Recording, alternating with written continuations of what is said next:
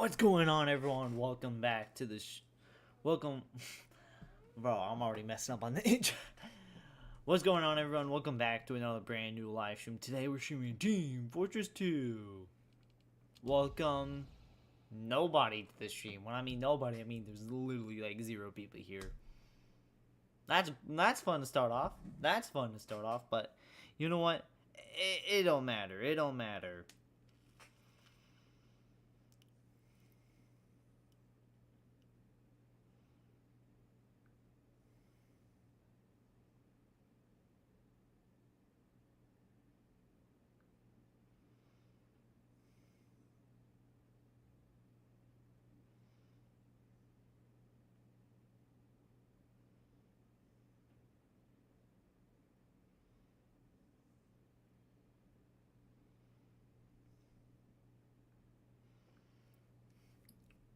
Right now, we just playing some Team Fortress 2. We're just waiting for a match, King of the Hill. Honestly, it shouldn't even take that long to enter a match, just cause I forgot what I was gonna say. Oh yeah, it shouldn't take that long, just because I don't know what else to say. Oh yeah, it shouldn't take that long because you know Team Fortress 2 is one of the biggest games in the world. They should kind of do the bare minimum and give me in a match right away. Welcome JT Tune to the stream. Glad you could stop by. How you doing? I understand Marvel Rivals is overtaken DF2 in popularity, but like at the same time, it's like, come on, why are you streaming so early? I don't got work for another 3 hours, so I'm just doing a live stream. Why not? Welcome Burl to the stream. You know what? Hold on. Actually, wait. I gotta hold on. Give me like 2 minutes. I'm gonna go do my laundry. I'm gonna do my laundry real quick because I don't got any more clean work clothes. So I gotta get clean work clothes, man. I don't want it to be like I'm going to work in my nasty ass work clothes. I need clean work clothes. Hell yeah. So yeah. Yeah, let's go. But glad everyone's here so far. Yeah, welcome Sterner.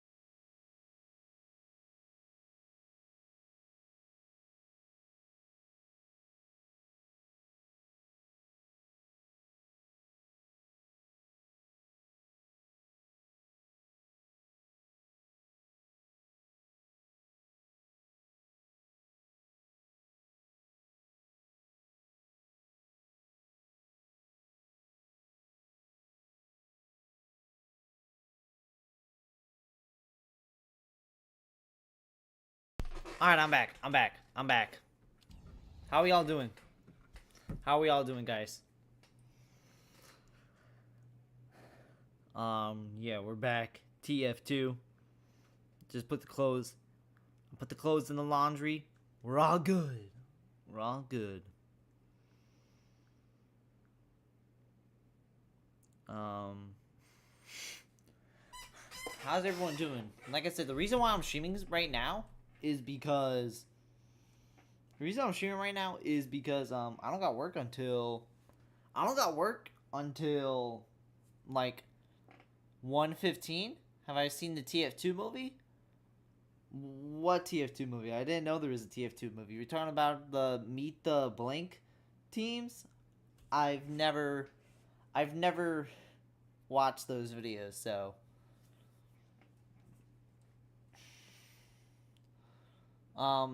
some good news about the Mario Party 9 video. The video should be out in the next couple days. And this time I'm actually legitimately confident in saying that.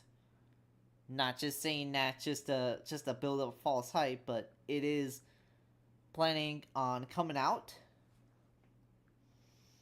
in the next couple days. I promise you, this is gonna be my biggest video yet. I'm not joking. TF2 Revenge of the Fallen. I looked it up on YouTube and it just gave me Transformers. Maybe I gotta type out Team Fortress 2. Team Fortress Revenge of the Fallen. Finally, damn. If I join in and it's fucking bots, I'm gonna be mad. Revenge of the Fallen's free on YouTube? Wait. Hold on. Oh yeah, I got YouTube Premium. So like if I were to watch movies, is it like completely free or is it only free with ads? Oh, I think it's like completely free. I think it's like free. Oh, that's actually crazy. Mission ends in 30 seconds. Oh damn, if you own YouTube Premium, oh my god, it's like essentially like a free streaming service in a way. God damn. That's actually fucking awesome. The control point is being contested. Getting a job will make you like spend money on stupid ass shit, bro. Why the fuck did I spend $13 on YouTube Premium? Spend $13 on an ad blocker. You know what? Fuck it. Hey, once you get YouTube Premium, that shit's life changing. Once you get YouTube Premium, that shit's life changing, bro. Because it's so nice to listen to a podcast or listen to a live stream and not get bombarded with ads. And especially the same 5 fucking ads.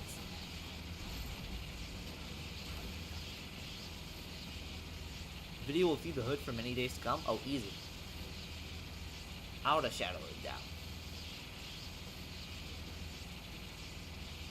Pretty sure movies are free with ads. Yeah, but usually it will say free with ads. But when you own YouTube Premium, it just says free. That's why I don't use Twitch, because the amount of ads. Oh my god, yes. I know I've said this multiple times, but like, I'm gonna say it every time because it feels like it's not a popular opinion. Or maybe it is, but I just don't see it. But like, I legitimately don't use Twitch for 2 reasons. Number one, or I use YouTube. I don't use Twitch for multiple reasons. Number one, I'm just not chronically on Twitch. The reason why growing on YouTube is infinitely better than Twitch, despite Twitch having like more streamer friendly options, is because people are on YouTube 24/7, but nobody's on Twitch 24/7. If you're on YouTube, not only are you watching your favorites, but you are also, since you're always chronically on YouTube, since it has everything, you're also using it to like watch to like discover new content creators. But if you're on Twitch, you don't really feel like doing that. You just feel like watching your faves. I mean, if you're watching your favorites, it's mostly from whatever website anyway, YouTube or Twitch. Number two, you have to manually archive shit. What I mean is, if I stream on YouTube 6 years from now, it will still be up, unless YouTube changes something in that way. But if I were to stream 6 years later, that stream's still gonna be up with like live chat replay and everything, unless I have to like mute the stream due to copyright. But on Twitch, if you stream 2 months later, they just wipe that shit from existence. It makes no sense. And I know some people be like, oh, just download the VODs. If I require to download the VODs in order just to keep it safe from history, you did a bad job as a platform. And I feel like that's just one thing like nobody like talks about too much. Why the fuck do I gotta manually download my VODs just to make sure it doesn't get wiped from existence? Because the fucking streaming site can't do its fucking job. We have captured the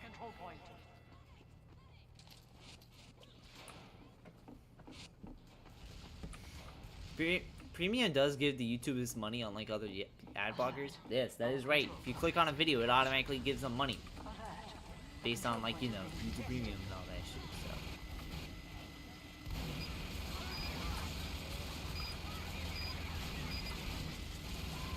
so. Another thing. The third reason, and the big reason why I don't use Twitch as, like, a viewer, is the ads. People complain about YouTube's 1 of 2 ads, but nobody complains about Twitch's 1 of 8 ads. Like, no joke. I one time got a 1 of 8 ad on, like, a 14 viewer stream. I was like, I am not watching cable television worth of ads on a fucking 14 viewer stream. Like, shout out them, but hell nah, bro. I'm not even doing that for, like, Kai Cenat. So what makes you think I'm gonna do it for, like, somebody extremely small like that? Like, it's like, at that point, it's like, what the fuck are we doing? I'm out, bro.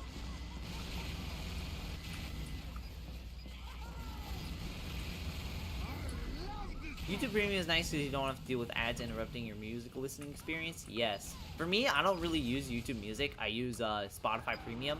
But at the same time, it's like, YouTube Music is nice because, like, it's like essentially like local files in a way. Like, you know the local files feature on Spotify Premium? That's basically it's basically YouTube Music. It's basically just local files, the streaming platform. And that's nice, honestly.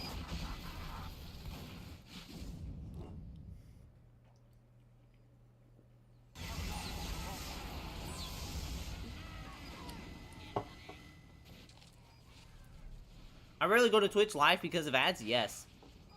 Like, I love all my mutuals, but I hate to say it, I don't really watch my mutuals on Twitch, because Twitch, I just hate, man. I just hate. Every time I get annoyed at a YouTube ad, I just think, at least it's not Twitch. Yeah, when I get annoyed at a YouTube ad, I think of 2 things. 1, shit, it ain't Twitch. And number 2, it's actually the main thing I think, and that is, well, I watched cable television as a kid. It can't be that, it's not that bad.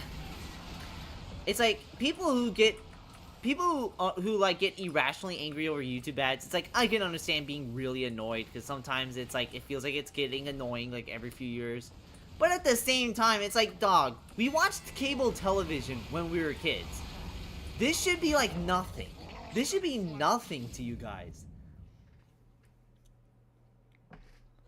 Like, I don't know, that's just me, though. Yeah, I just hate using Twitch, man.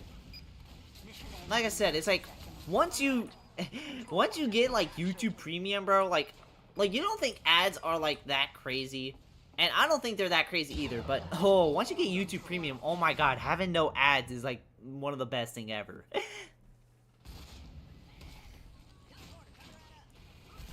True, it's an inevitability for a free platform. Twitch just takes it too far. Yes, yes. I would actually say not having, like, really ads also killed Vine. The reason why is because, back in the day, the top Viners, they were the top Viners, but like, they weren't getting paid because, because Vine didn't really know how to, like, really monetize it.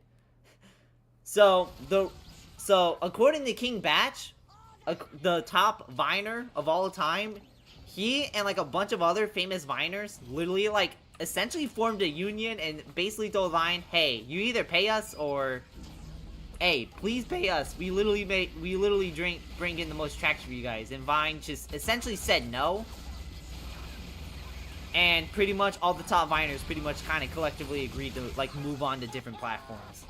And then that kind of killed Vine in the end. They literally said by, like, 2016, 50% of Viners with over 100k followers either, like, abandoned their platform or just didn't even post anything, or they either abandoned the platform or just straight up deleted their accounts. Like,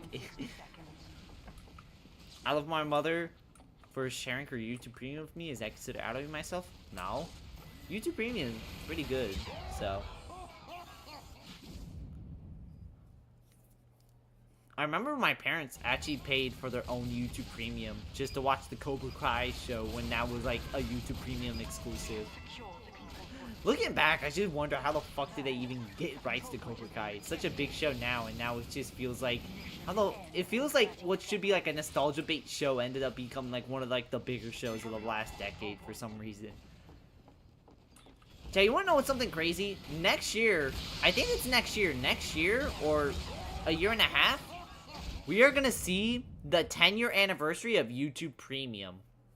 I remember when it was like the 10-year anniversary of YouTube itself. Last month was the 20th anniversary of YouTube. Yeah. Did I exit out of myself? How could that be outing yourself, though? I mean, hey, free YouTube Premium. Can't go wrong with that.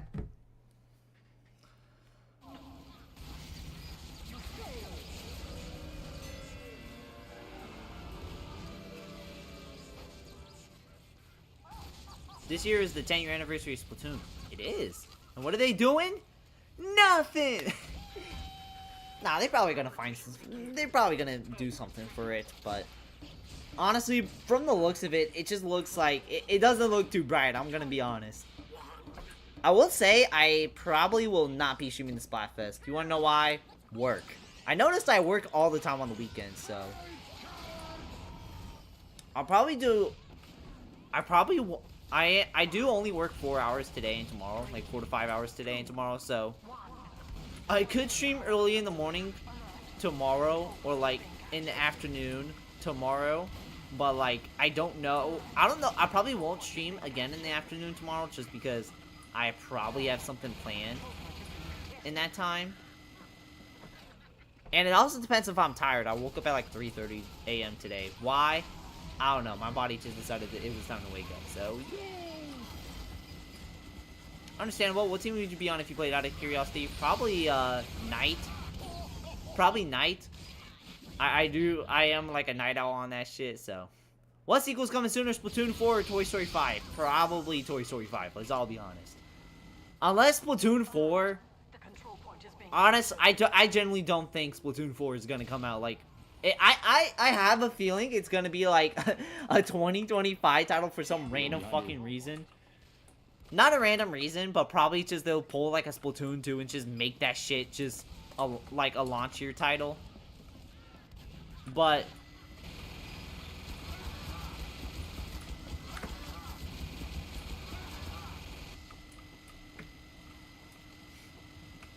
I feel like it's either coming out 2025 as like a launch year title, or we is not seeing that shit till like 2027. Let's be a little realistic. Although 2027 is a lot closer than we think. It's in 2 years. We're already almost in April of 2025.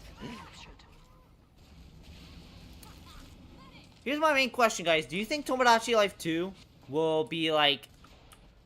Do you think Tomodachi Life 2 would be like a Switch 2 and Switch 1 title? Or do you think they're just gonna make that... Or do you think they're gonna pull out Mario and Luigi's Bowser Inside Story remake and just make that shit a previous console exclusive, despite the fact the new console has been well out already?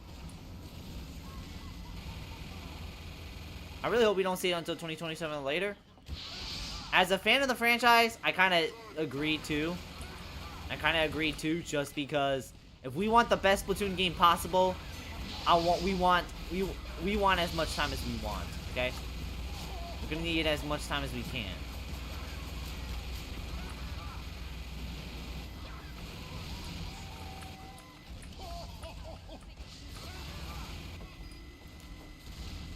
All Switch 1 games to play on Switch 2? I mean, yeah, but at the same time, it's like, I don't know. Or maybe Tomodachi Life will be a Black and White 2 situation where it'll be like a previous console exclusive game despite the fact the new console has been out for like a minute.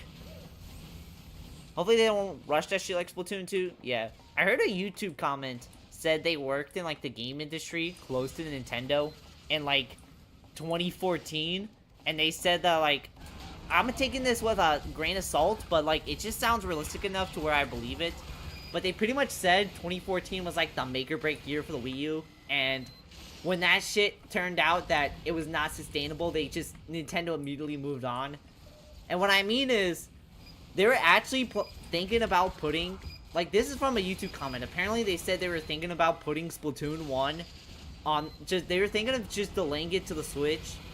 But then they realized they'd be holding on it for too long, so literally, like, they just dropped Splatoon 1, and then they just immediately started working on Splatoon 2. But that's what like a YouTube comment said on a Scott the Woz video. It does have a good amount of likes. Like I said, I don't know if it's like believable, but I would generally not be surprised if that's the case, because the way Splatoon 2 was at launch, it did look rushed. Like Splatoon 2 at launch, like you wanted to be excited for Splatoon 2, but Splatoon 2 at launch literally just felt like Nintendo just wanted to put out a Splatoon game just so they can say the Switch had games at launch. Like, I'm gonna be honest, if we had to count specific versions of Splatoon, Splatoon 2 at launch is easily the worst Splatoon game of all time. Like, not even joking. And I know what y'all say, what about Splatoon, what about launch Splatoon 1? Launch Splatoon 1, it's like, it's the first game in the series. We didn't know what to expect with the game. They could get away with it. But for the second game, while the first game was really popular, and still having 6 maps, not really many weapons, having the max cap still be 50 despite the fact leveling up is easier, it's like, what the hell are we thinking? What are we doing?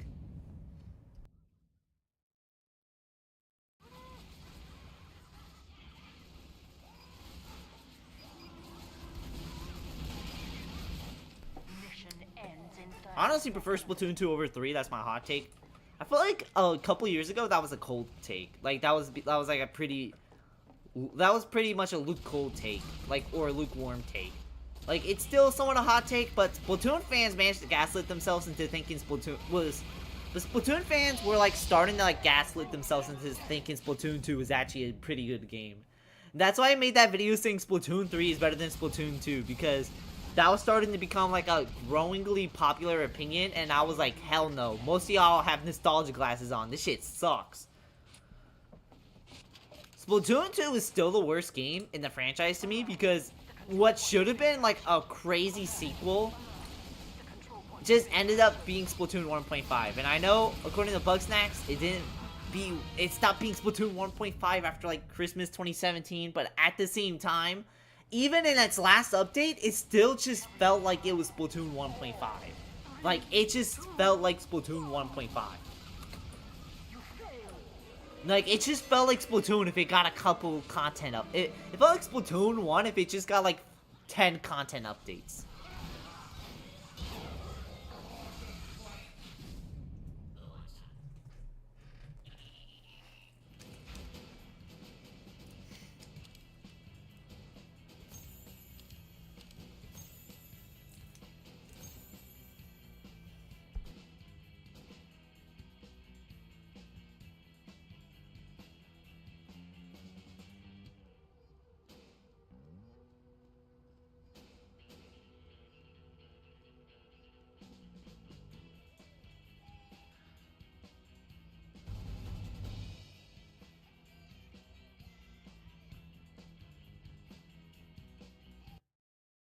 Three words on why Splatoon 2 is worse: Armor and Stingray. I got multiple reasons why Splatoon 2 was the worst. Number 1, the vanilla story mode fucking sucks. Number 2, the game just didn't feel that, like, the gameplay overall didn't even feel that much of an upgrade anyway. 60 seconds. What else? 3, having to pay 20 fucking bucks just to change your species race. Like paying $20 just to be playing as an Octoling. Congrats, Nintendo. You couldn't just make that, I don't know, free? Number 4, Salmon Run has such a limited schedule. This shit did not need to be limited. There was no reason to make it limited. And there is and the schedules are so long that like it legitimately made you think, why the fuck is there gaps? Why isn't this just 24 hours? Like it will be like 16 hours available, and then the 4 hours would be like, just, you can't play. Sorry, little bro. Prepare to complete in 10 seconds. 5, 4, 3. Number 5. This is a controversial one. The music's easily the worst. I already talked about Broken Coral, but even the best songs in the game just would be like at best, just like middle of the pack songs in Splatoon 1.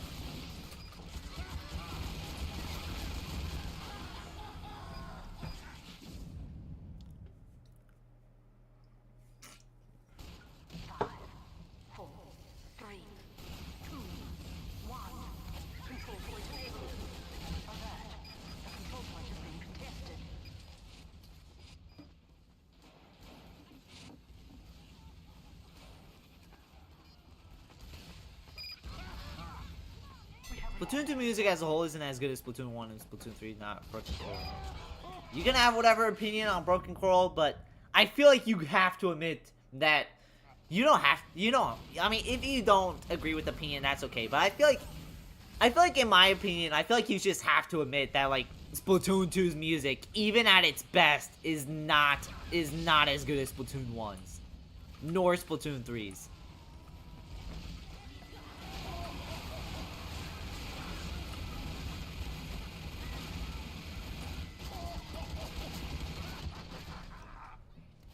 Like, half the songs in Splatoon 2 just sounds like throwaway songs from Splatoon 1, and the other half sounds like if you describe to 100 gex what Splatoon music sounds like, and then they just went from there.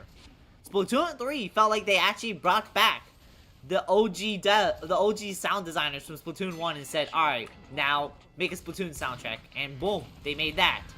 I'm never gonna listen to Splatoon music on its own, but Splatoon 3 actually is tolerable. It's actually fine to listen to. It doesn't make me want to mute the game every time I have to play.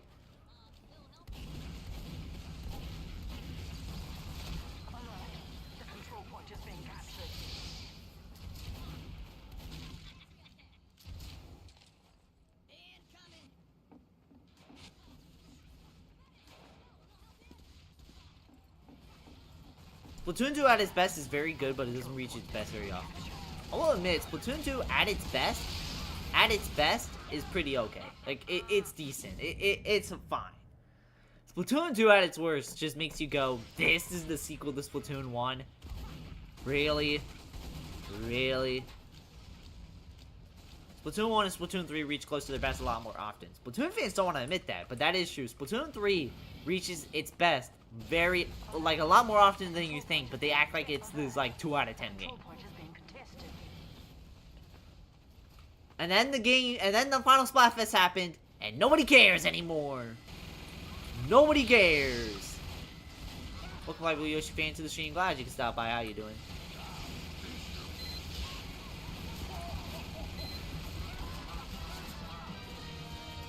But I've never bought Octo Expansion, so I can't comment on that. I'll never buy Octo Expansion. I'm not paying $20 for DLC for a dead game. Splatfests were fine. Like, you know, I will admit having a new stage every month for a Splatfest is, like, pretty cool. But other than that, like, just the idea, or having a Splatfest every month sounds awesome on paper until, like, halfway through the cycle. Like, the moment it becomes, like, a trash Splatfest, it doesn't even feel valuable anymore. It just feels like an event you just have to pull up to. But not in, like, a yay, but in a, alright, guess we're doing this then.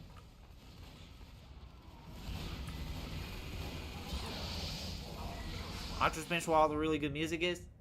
That's crazy. $20 fucking dollars. $20. Just to get decent music. $20, Octo Expansion, people say is the best DLC, but like, I see it as paying $20 just to unlock a different species of skin that is pretty much in launch in Splatoon 3, and what should have been in launch, Splatoon 2, right? And not only that, the reason I never bought it was because $20.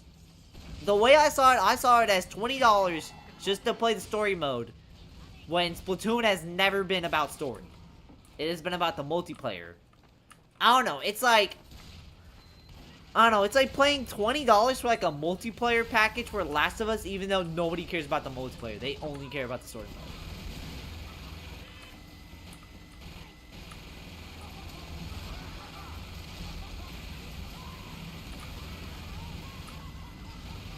I feel like Chaos in Order Splatfest was a zeitgeist of the time. You're gonna have to explain that word. That's like a new one. I don't know what that is. So.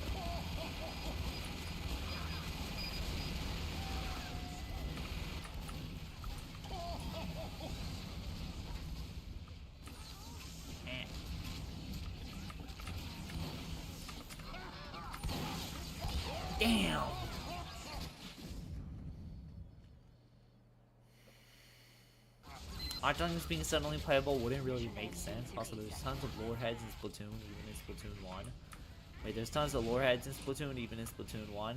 Like, in terms of people loving the lore, I mean, yeah, I feel like every game's gonna have that. But at the same time, it's like, most of the people who play Splatoon only care about, like, the multiplayer. So it's like, for many people, it's like they kind of see it as, like, why should I pay? Or, at the time, it was like, for me, I saw it as, why should I pay $20 for a story mode where the base game story mode is easily some of the worst easily the worst story mode in Splatoon history.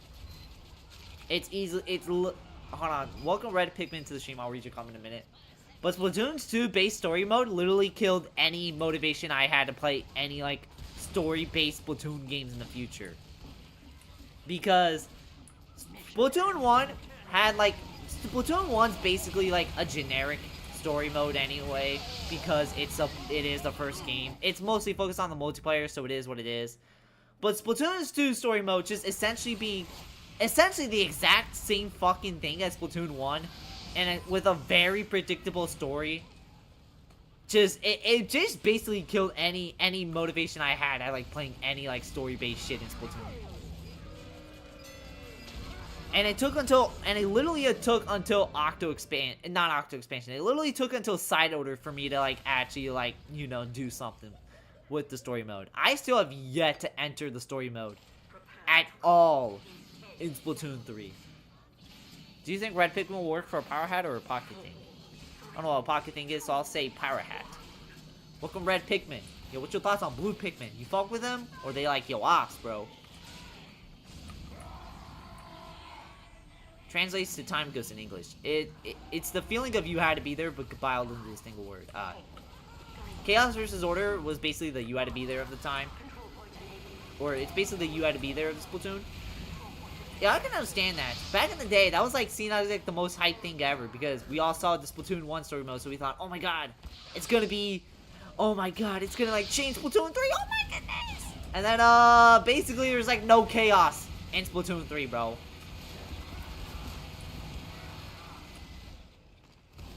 Like, what chaos is there, bro? There's a spy in your mom? Alright. Pyro Red Pikmin, but that could be burned. I'm not gonna lie, I don't know any Pikmin lore, so I don't own any Pikmin games, so. But should that change? Should I stream Pikmin? Splatoon 3 story mode is fun gameplay, but a lot of it's like, why is it like that? Because people like the expansion, but what's the lore reasons? That's basically you whenever I like said anything in Shining Pearl. Yo, why is the gameplay bug like this? Oh, because it was like that in Shining Pearl. Why didn't they fix it? Just play Pikmin 4, that shit dope as hell. Pikmin 2 will be good for your sanity. Interesting. Alright, so we got Pikmin 4, Pikmin 2. I saw Pikmin 2 was only like I know the Pikmin 1 and Pikmin 2, they're only like 30 bucks on the store. I think it's like 40 bucks for like the entire bundle, so that could be interesting. If I want to get into like the Pikmin games, I feel like if you're a Pikmin fan, you're being fed every console generation, because every console generation, Pikmin 1 and every console generation, a brand new, like every like it's crazy, because every console generation, it's like every year since the GameCube, it's like there's a brand new way to play Pikmin. GameCube, Pikmin 1 and 2. Wii, Pikmin 1 and 2. Wii U, Pikmin 1 and 2 on the Virtual Console. But also, Pikmin 3. And because the Wii U's backwards compatible, Pikmin 1 and 2 Wii discs. Switch, Pikmin 1 and 2 Remake. Pikmin 3 Remastered. And now, Pikmin 4.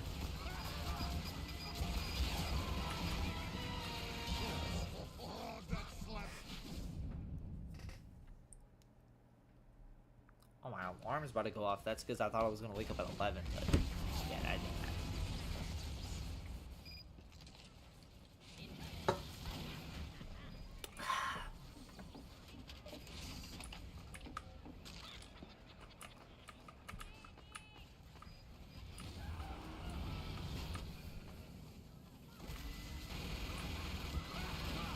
How about a Nintendo World that has a Pikmin game in it? a Nintendo world that has a Pikmin game in it? What do you mean? Do you mean like the Universal thing? Pikmin World would be interesting. I'm just wondering how they would incorporate it into the Mario world. I know it's Super Nintendo World, but it looks like Super Mario. So this shit pissed me off. Oh god, for real, for real. Yeah. Oh, you mean? Oh yeah, Nintendo Land. I don't know if I ever played like the Pikmin. Oh yeah, no, I did. I mean, if you want, you can count that, but like, I don't know. If we gotta count that, then that's also kind of not the case. You can't play Hey Pikmin for the 3DS on the Switch. As far as I played of Pikmin 2 is just hard for me. How about Hey Pikmin? I don't know. I feel like Pikmin fans never talk about Hey Pikmin. Is it basically the Federation Force of Pikmin games? Where, like, nobody liked that shit? Why do people hate Federation Force?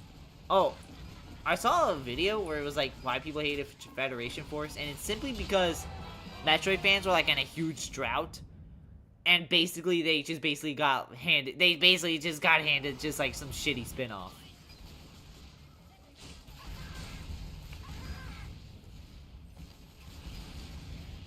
TF2 is a banger? It is. That's why we're playing it. Not only is cute, but we get something like it on Switch too. We'll probably get like some launch title is gonna be interesting. You always get like an interesting launch title. We had Wii Sports. Wii U had Nintendo Land. Yeah, the Wii U had Nintendo Land. Switch had 1-2 Switch. At the time, it was interesting, but but in hindsight, it was like, yeah, well, who the fuck cares about it? Who cares about 1-2 Switch, bro?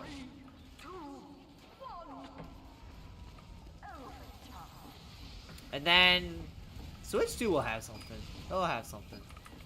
Uh-oh. How can I can't fucking do anything. Everybody's right there. VR chat has everything in it? In a way, it does, but I have not entered VR chat since 2022, and I probably will never again. VR chat is,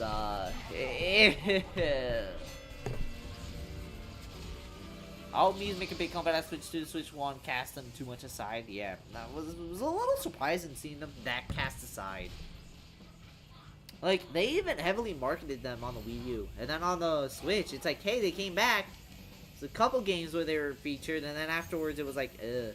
Like, they even got sidelined in Switch Sports. I feel like you could tell Nintendo saw that nobody fucked with, like, the new avatars. Instead fucked with the Miis. Because, what is it? Oh yeah, because in Tomodachi Life 2, it's just only the Miis that we've seen so far. At least it's not Rec Room. Yeah, Rec Room. Bro, all those, like, social games are, like, their own breeds. Also gonna disconnect from this match. I don't know why. I'm not a big fan of that lobby, just because it felt like I was getting my ass whooped every time. So Switch Tomodachi Life 2 will legitimately be crazy. It will be a game that'll change the game. Are you gonna double stream today? I don't know. Maybe. I only got work during noon, so it could be a possibility.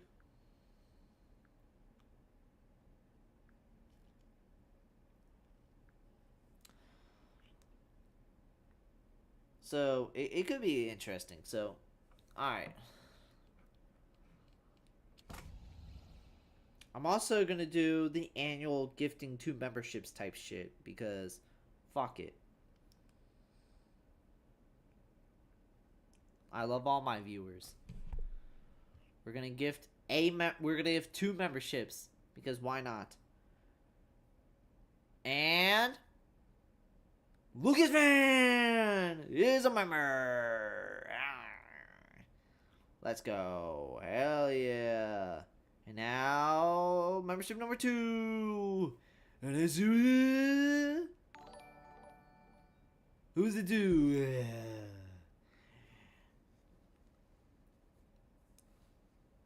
And it's none other than Harlow. I have never seen them in my chat before. But I guess they remember. Hell yeah. Am I the one who actually gives a shit about the new Rhythm Heaven? Nah. What was I gonna fucking say? People care about Rhythm Heaven. I know Alola Ways is very hyped about it. Rhythm Heaven, it's like, damn. Last time a Rhythm Heaven game came out was like 3DS, so glad to see a new one's coming out. So.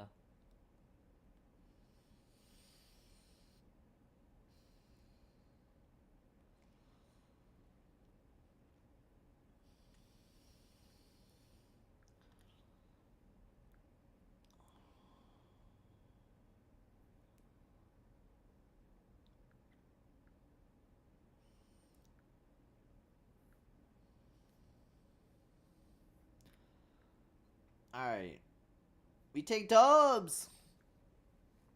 Yeah, guys, if you want to be a membership, how do you become a member? You gotta click the join button on YouTube, on like right next to the subscribe button, and then it's 99 cents a month, alright? You do have to pay money, but it is 99 cents a month. If you don't want to pay it, that's fine. It's basically just there to support the channel and to basically have like a badge by your name. And you also get like membership exclusive emotes. And if it doesn't have like the join button right next to the subscribe button for some reason, I do have a link in the description to where, or do I have it in my description? Oh no, I don't anymore. That's actually crazy. Well, I had it back in the day, but now I don't anymore. More people seem to give a shit about Tomodachi Life 2 than Rhythm Heaven. Both make sense inside of me. Like, Rhythm Heaven's, like, it's popular, but, like, Tomodachi Life 2 is just more popular to, like, the casuals, so for everyone, it's like, you wish you could become a member, you're only 13, you have no money. It'd be like that sometimes. But, hey, that's fine. You don't have to be a member. Just watching the streams, that's basically all you need anyway. That's all the support I even need anyway, so, hell yeah.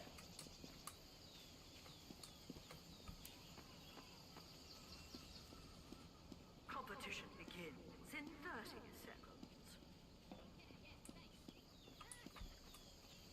seconds. TF2. It'd be going crazy. Yeah, Rhythm Heaven's gonna be crazy, so I'm not gonna personally buy it, but we all buy Tomodachi Life 2. Complete in 10 seconds. 5, 4, 3, 2, 1.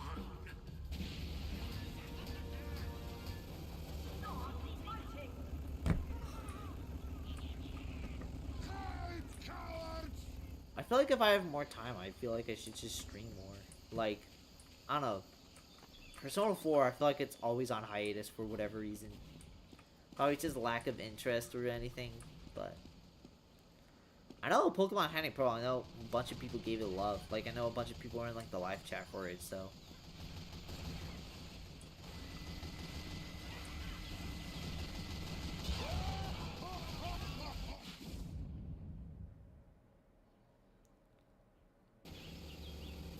Alert. The control point is being contested.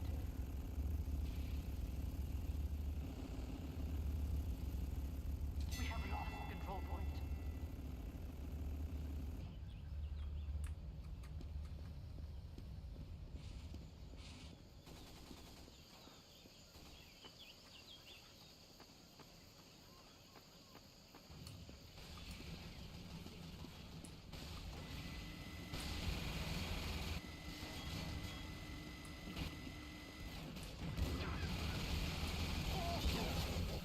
Damn, man. It's like, I don't enter King of the Hill battles because, like, the queue... Or, I do enter King of the Hill battles, but, like, the queue is so long. But when I do enter the queue, it's like I'm getting my fucking ass whooped.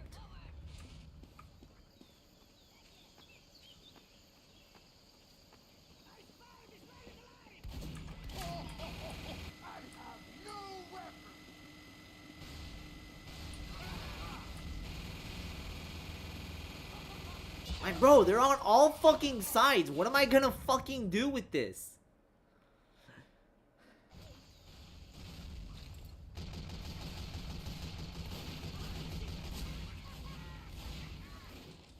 shit be fucking ridiculous.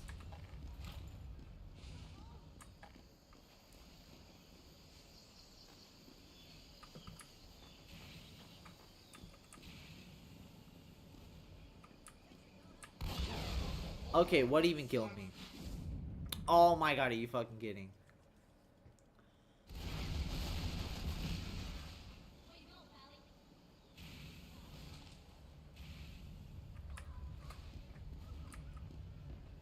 Okay, can I leave the room without getting shot? Let's find out.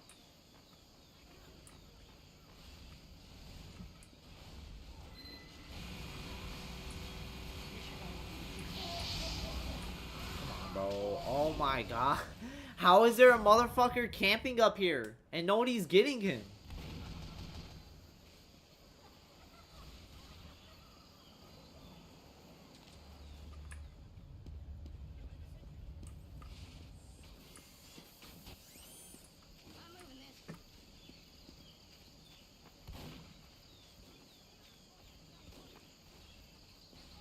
Mission ends in 30 seconds.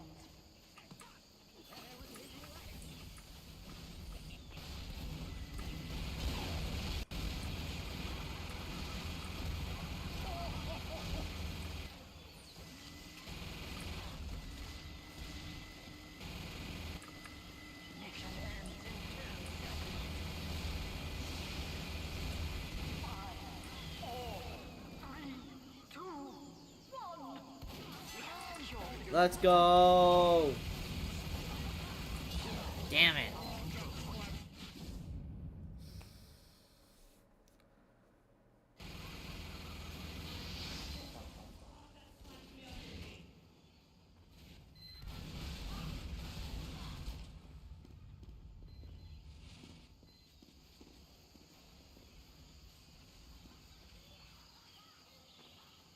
Alert.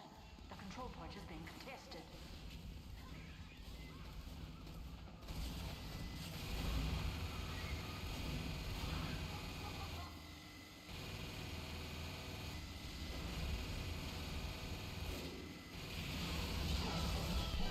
Oh my god, it's like I don't look around for literally half of a millisecond and the spy is already on my case.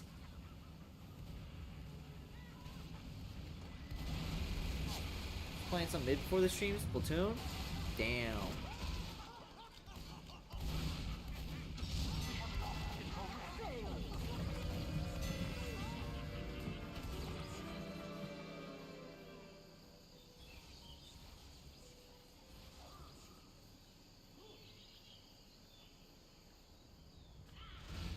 Competition begins. No, Pokemon Violet. Bruh. Playing some trash. 2, 1. How is TF2 still incredibly popular and insanely fun? Because it's a team shooting game that, like, it's a team shooting game, or it's a team shooting hero game that's actually, I don't know, fun. Not because of Valve, that's for sure. I don't know, it's a team shooting game that has, like, a lot of charm, wit, and charisma.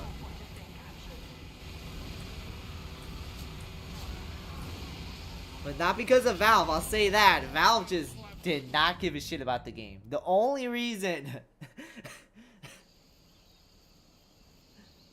Sentry from Team Fortress 2 is a soldier main, apparently. Nah, medic, actually. Damn, that's what's going on in that chat. But yeah, Valve... The only reason Valve even got rid of the bots was because literally the player base essentially had to revolt in order to, like, actually get Valve's attention.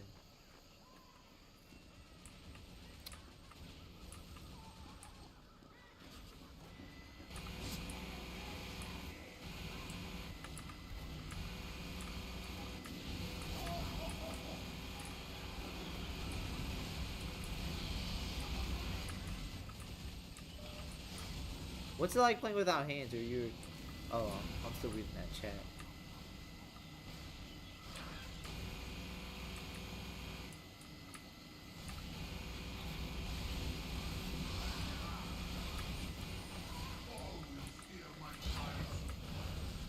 Damn it, I was trying to get out the way. Oh my goodness.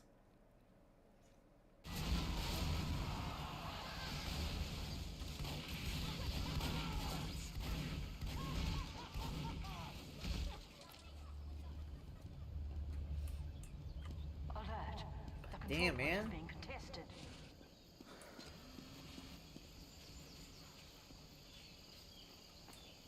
We have lost the control point.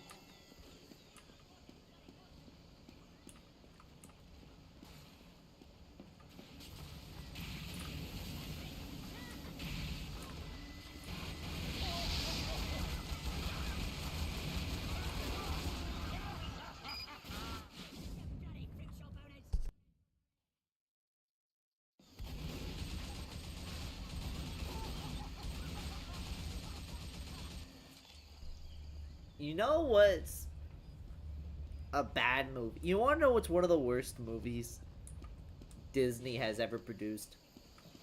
Wreck-It Ralph 2. Like, Wreck-It Ralph 2, I'm not gonna lie, bro. Wreck-It Ralph 2, it's a movie where at launch, I wanted to like it. But even watching it, I just knew it was just not that good. It was a pretty...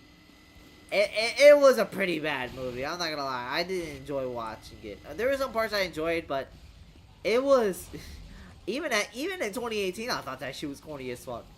But it's like, it's a movie where the more you think about it, the worse it gets. And then eventually, you're just like, yeah, no, this is easily the worst movie that Disney probably has ever produced. Y'all can be like, and y'all, please let me know what is a movie that's worse than that.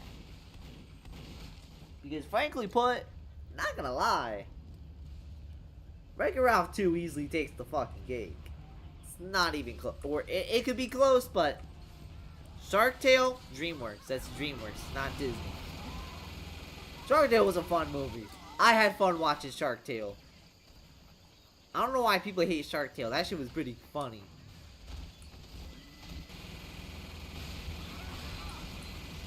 Like Will Smith as a fish, bro? Come on. That's cool.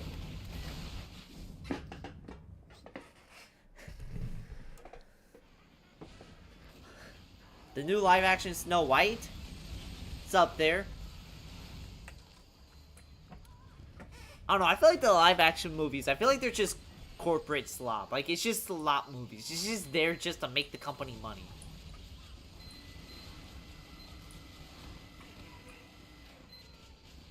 Mission ends in 30 seconds. But what else was I gonna say?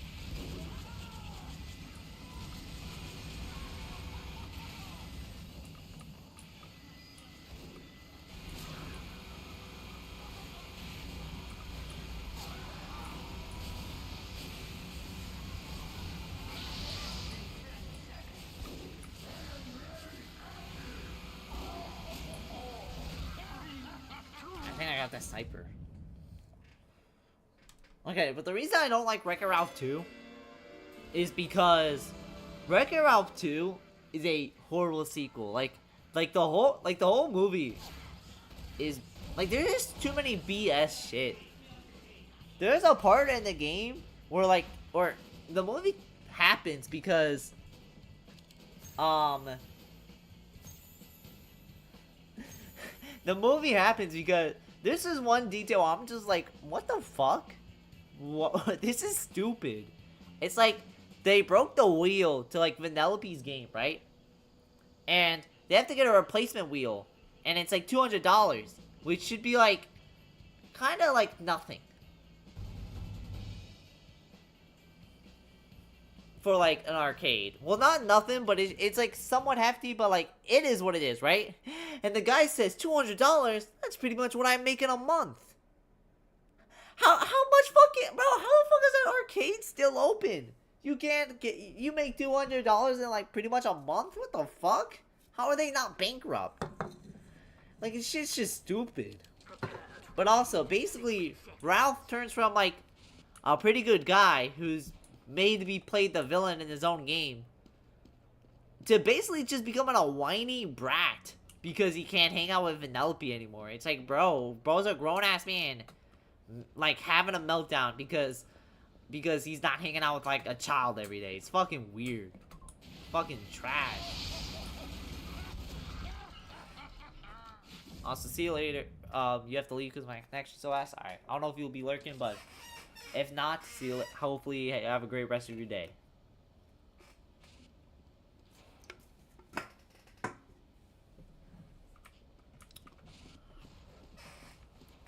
concept of Wreck Ralph is so interesting. Too bad that Ralph breaks the internet ruined the series easily, bro. Like, Ralph breaks the Wreck-It Ralph is such a good movie. As a kid, the one thing that disappointed me was the lack of Sonic. If Sonic was in there for like a few seconds, and then he's just like not there anymore. Like, I feel like he'd generally be awesome for that. Like, when you're like a gamer in like 2013, when you're like a kid gamer, when you're like a kid, Wreck-It Ralph was like the perfect itch for you. Like, it felt like, oh my god, this is like a movie for me, right? Movie was pretty good though. And then Ralph Breaks the Internet is just a straight 2 out of 10 movie, bro. Only saving grace is that the animations is at least good. That's the one thing Disney at least nails it on. If Disney makes a bad movie, the one thing that'll save it is like the animation most of the time, so.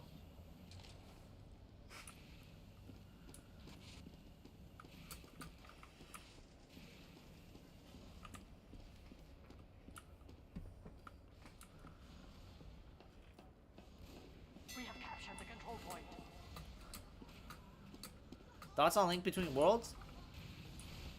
Oh, that's one on 3DS. It still boggles my mind that like for Zelda on Smash Bros, like the one design they specifically went for was Link Between Worlds. Like, that always boggled me, cause Link Between Worlds, that's kind of like a forgotten Zelda game. Why they specifically went in for that? Like, you would have thought they would have went in on Breath of the Wild because, well, Breath of the Wild was like Nintendo's biggest game yet, and it was like, and that was like Zelda's like biggest moment, like ever. So you think they just go with that, but instead they went Link Between Worlds, and it was like, really? Like, nothing wrong with Link Between Worlds, but like that specific design.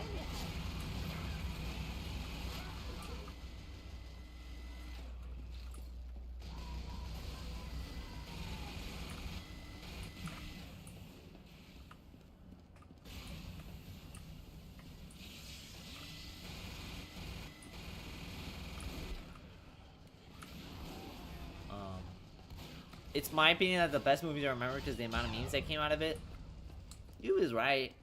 I mean, I don't know. Is Rick and Morty great because it has the amount of memes in it?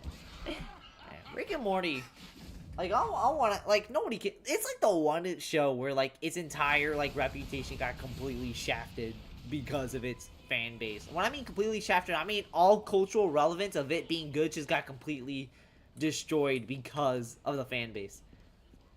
Means DNA of the soul.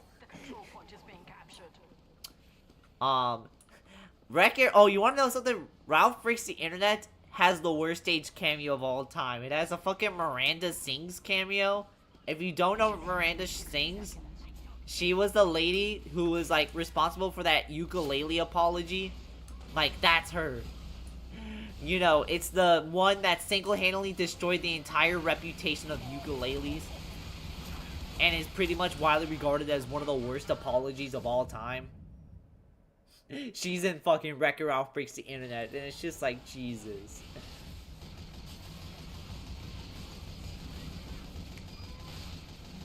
I'm guessing the only reason why they included her is because I guess she was like brand safe.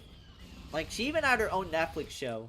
And then she did all that fucking shit with the ukulele. And then it was like, and then basically all that just got completely destroyed. Mission ends in 10 seconds. Toxic gossip train. 5, 4, 3. It's so funny because she was saying it's like nothing but cancel culture. And oh my god, toxic gossip train. Oh my goodness. Like my brother in Christ. You groomed a minor! Like, Miranda Sings, bro. Miranda Sings trying to be the female version of Mini Lad, bro. Like, bro, this ain't cancel culture, bro. Motherfuckers be like, man, I hate cancel culture. And the thing they're canceling for is a literal fucking crime. Like, yeah. You deserve to be in jail, little bro. I saw somebody in the TF2 chat, though. They said, like, oh, what are your guys' thoughts on murder drones? Murder drones? I don't know. SMG4's production company, I will admit, they make some okay shows. Like, Digital Circus, I refuse to watch that. Murder Drones, I heard it's actually a decent show. And I know they made a show before that, which I didn't fuck with. I just thought that shit was like massively corny, but Murder Drones at least seems like okay. It seems like pretty decent.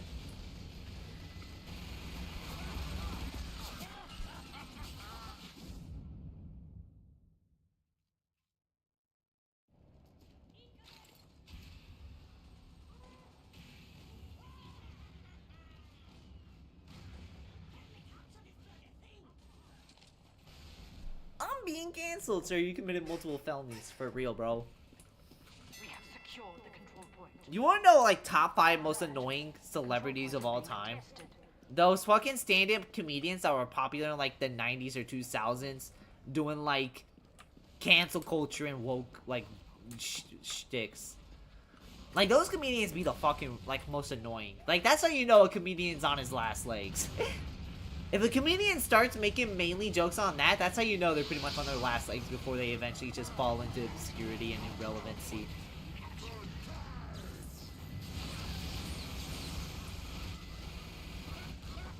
Have you seen that clip of Sir Drello drinking water every container that keeps getting bigger? I don't think I have, so. I saw a video where it was like, your dad's favorite comedian after getting canceled. And it's like this joke video where it's like, oh, instead of doing all the controversial shit, instead they're actually being nice. They're actually improving their reputation. They're being accepting of everything. And a comment said, this is unrealistic. This is how you know it's a skit, because they would have just continued going down the stick until their edgy fan bases move on to a new, younger, and darker comedian. Which is true.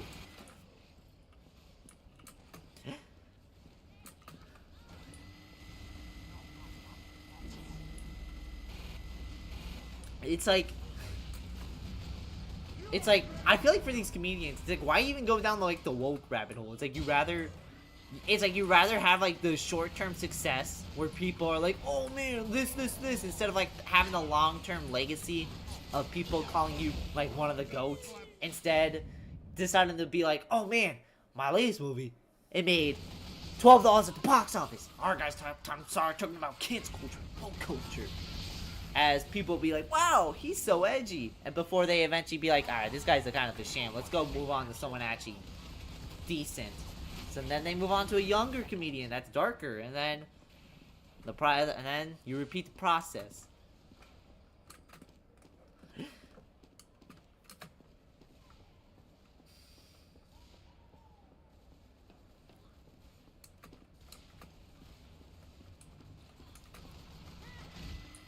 I feel like the only comedian, as of right now, that has not gone down that rabbit hole yet is Kevin Hart. I know Kevin Hart definitely has his own bag of shit that he has.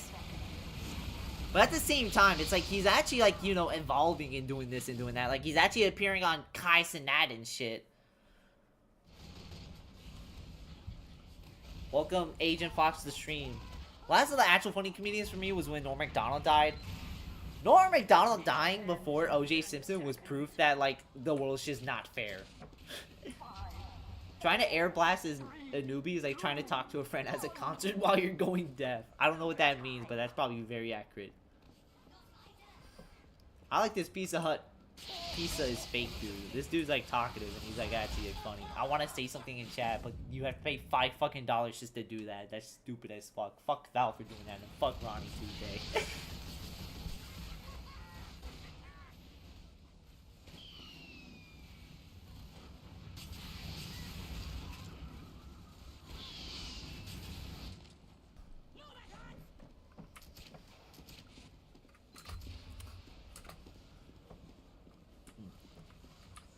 To talk about topics just to talk. Victory.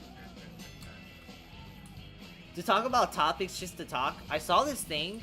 You guys aren't gonna understand this initially, but you'll understand once I talk about it as like a general subject. But like, I saw this like clip where they said like Flight Reacts, like in his OG days, he actually used to like defend NBA Live when like 2K was starting to overtake it in popularity. And like, he was kind of like, and then eventually at a point, 2K just overtook NBA Live so much to where Flight was basically his number one, or Flight was basically NBA Live's number one defender.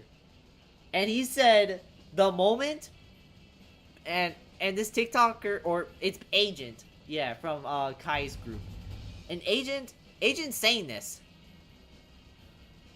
And he said the moment he knew NBA Live was dead was when Flight switched up and switched to 2K. Like, that's crazy. And the reason why is to general transition to like that general subject. I feel like something has completely fallen off and gotten past the point of no return is when someone's number one meat rider like Glazer switches up on you and goes to like the other thing. You wanna know how I knew that? I remember the Yandere dev shit. When some of the major shit was going down, Buju Mike, I'm not gonna lie, I consider him like a content farm channel. Yeah, I consider him like a content farm channel. Bro, that drama was so bad, it literally made Buju Mike a content farm channel that is stuck thick and through with Yandere Simulator. Legitimately made a video saying, nah, I can't do this anymore, bro. I can't support this guy anymore. Like, that's fucking crazy, bro. I refuse to eat everything until Margaret Thatcher's dead. She died 3 weeks ago. Proceeds to chow down on food.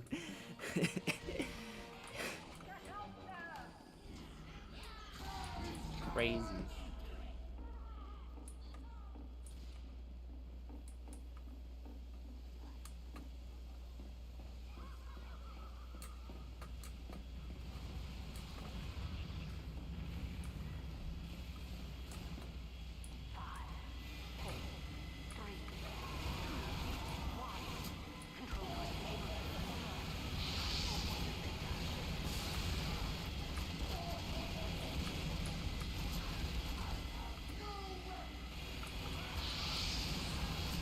Damn.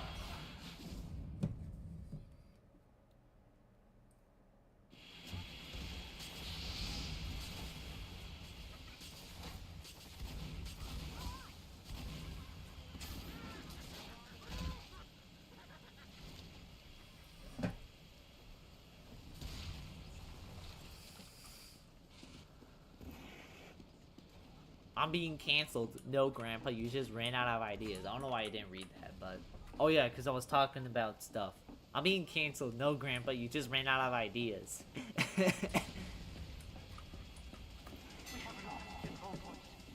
Bro, that's how comedians who, like, do, like, the woke and cancel culture shit do, bro. It's like, bro, I'm getting canceled. Nobody's canceling you, little bro. You just ran out of ideas, and now you're trying to do, like, your last-ditch effort at having any relevancy.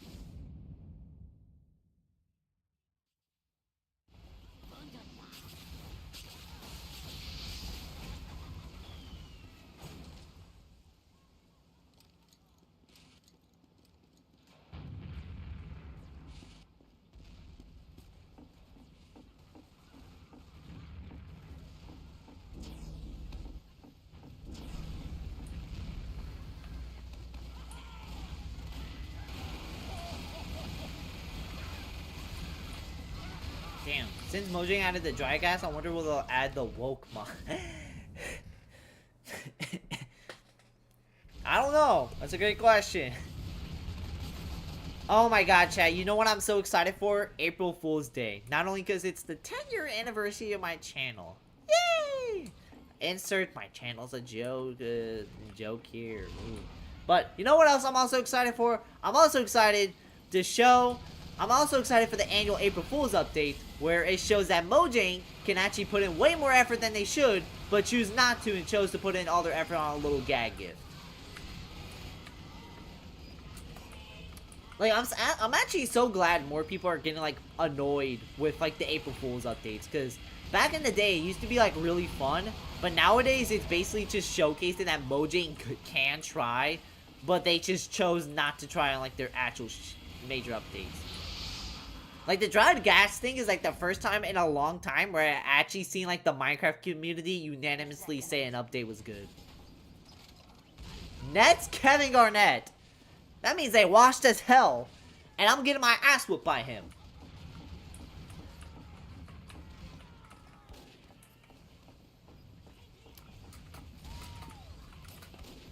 Mission ends in 10 seconds.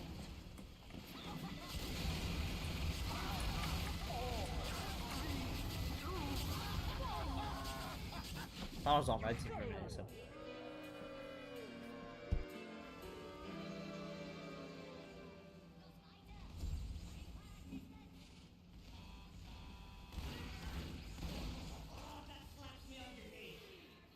Competition begins in 10 seconds. 5. I remember when they added the concept of picking up blocks with both hands for that one April Fool's update. Damn. Minecraft used to actually have like funny April Fool's updates where it's like, where it made you go, oh haha, that's very funny. That's funny, funny monkey. Ha ha ha ha. And then like they actually, and then by like the 2020s, they started like putting in very, very, very high quality updates while the actual updates itself were fucking just bare bones. While the April Fool's update was like some of the highest quality shit you'll ever see. I'm TF2. I haven't seen you play this game since 1982. I know. We back.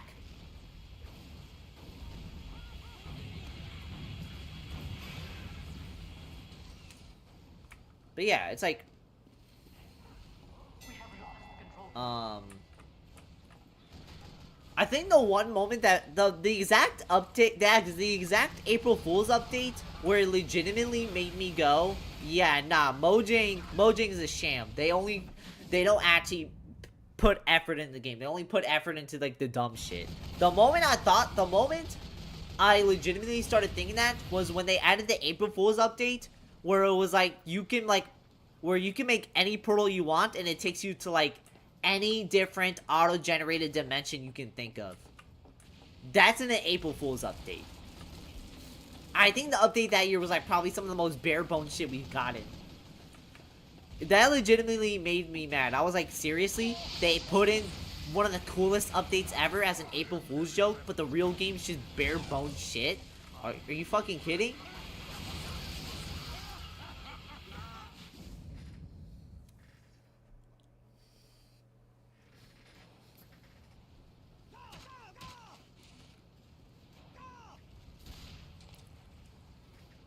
Bro, you know what I hate? I saw like somebody say, oh man, it's like we should be grateful we're even getting any updates. It's like Mojang could have just never updated the game at all. It's like that's such like a dumb mindset because Mojang's only piece of work they work on is fucking Minecraft. It's kind of their fucking job. What else are they gonna do? I mean, yeah, they can ride off the coattails, but they probably ain't gonna do that. They want to maximize profits, right? It's like, Mojang, the only game they fucking work on is Minecraft. The least they can do is putting like 50% of effort into the fucking game. Like, shit's crazy.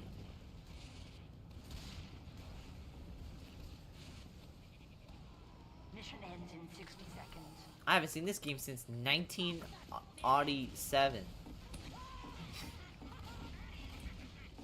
Like, two of the most laziest developers all time. Mojang and Game Freak. Easily, without a shadow of a doubt.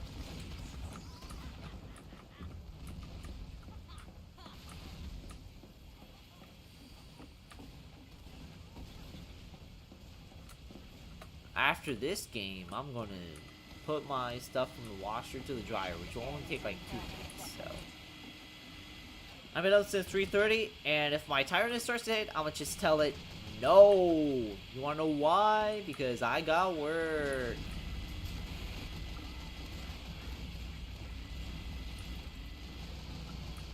My throat's feeling congested for some reason. It's like...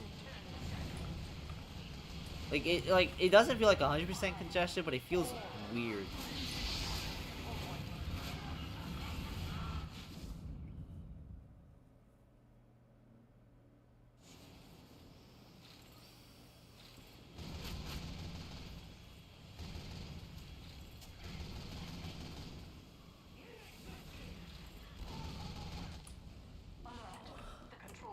Honestly, the good news about work is that I only really work 4 to 6 hours a day. So like, if I only work 4 to 6 hours days, it's like pretty much. You should get some EFSAT work, probably. Also, I planned on an outing with like some people afterwards, so I think that'll probably help me keep me up. I think what I should do is probably after work, if that outing follows through, maybe after work I'll probably just go straight to taking a nap. And then whenever I wake up, I'll just get straight to work on the Mario 29 video. I want the video to be out by like March, at latest probably early April.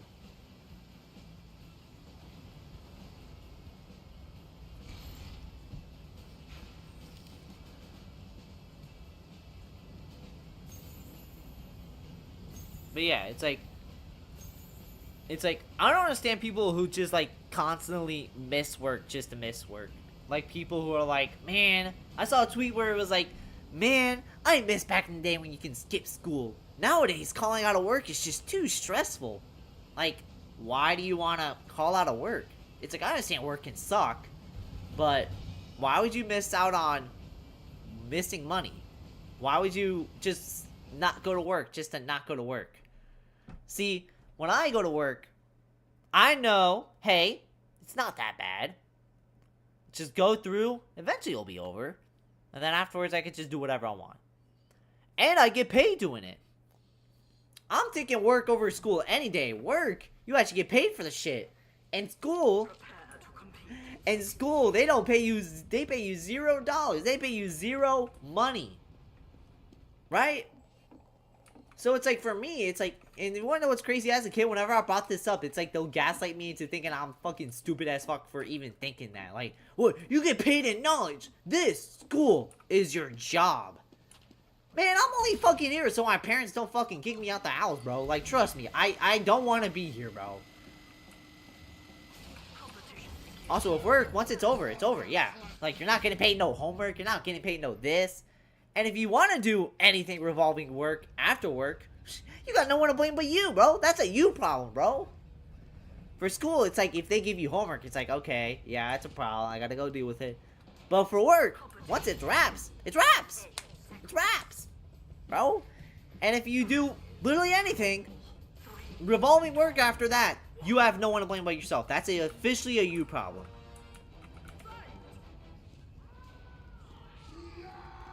With school, they could just decide to make you keep going for literally the entire night. Yeah, with like homework and shit. But for me, I actually did not really get homework past like elementary school. Middle school, I got some homework, but it was like every now and then. So eventually, by like 8th grade, my mom just made up some homework for me to do, and then try to gaslight me into thinking that like I had homework and I was just being this like problematic child for trying to avoid it, even though I know damn well that shit didn't matter. Next day, I realized it was like a tiny assignment we could have done, but like my mom was making it a way bigger deal than it should have. I feel like she was upset that I wasn't getting any more homework. High school, I didn't even get. I think I've gotten homework combined one time. Any type of work I did after school was literally just like missing work I had to do. That's literally it. I didn't even have to do homework, nothing. Probably because in high school, probably in my specific high school, they just realized that shit's just dumb as fuck anyway.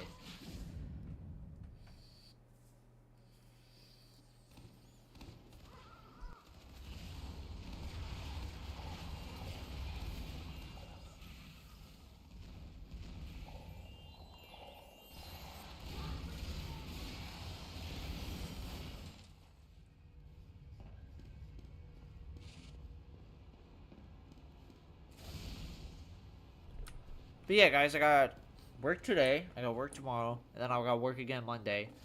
Tuesday, no stream, just because I'm going to a baseball game. I know I'm always going to shit, but Tuesday I'm going to a baseball game with friends.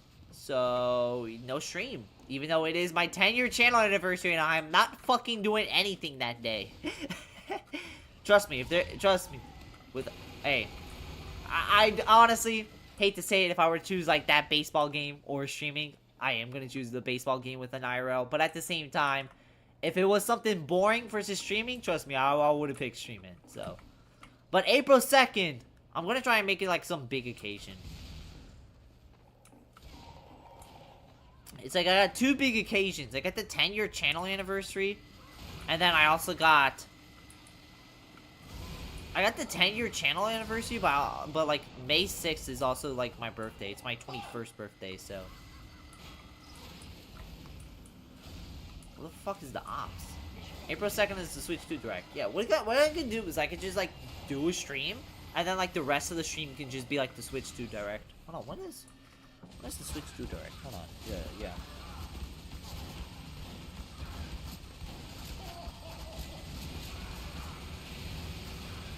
Alright, Switch 2 Direct time.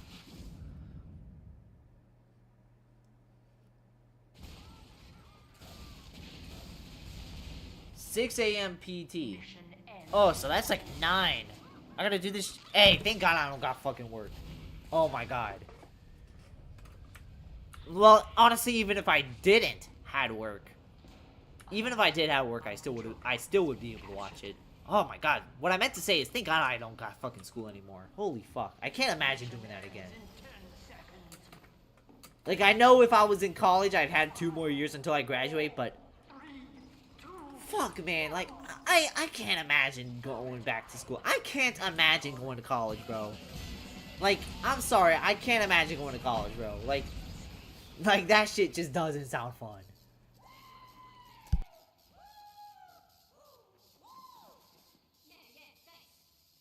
Prepare to compete in 10 seconds.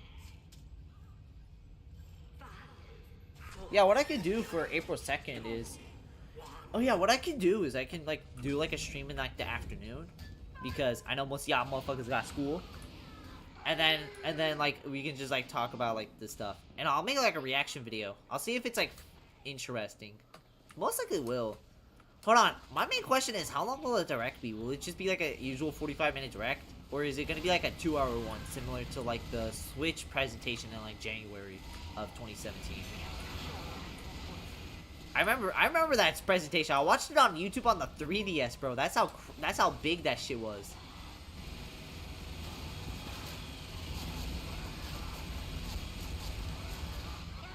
Listen, that initial Odyssey trailer, when it showed like the city, I thought it was GTA on Switch. I was like, no fucking shot this is. And when it turned into Mario, it was literally like the biggest plot twist of the decade, bro. Like, shit was crazy. Okay, all they said is that it's gonna air at 6 a.m. PDT, offering a closer look at the Switch 2, and then that's it. My friend, who I went with last Tuesday to the hockey game, and now going this Tuesday to the baseball game, he was like, "Man, why did they even upgrading to a Switch 2? I mean, the Switch 1's already so good. Why do they need it? Why do they need a new console?" How do we tell him that the Switch 1 is just not sufficientable in 2025? Like, bro, we need to move on. It's like, I love you, man, but hey, bro, we need a new console, bro. We need a new console. We need a new console, bro. Like,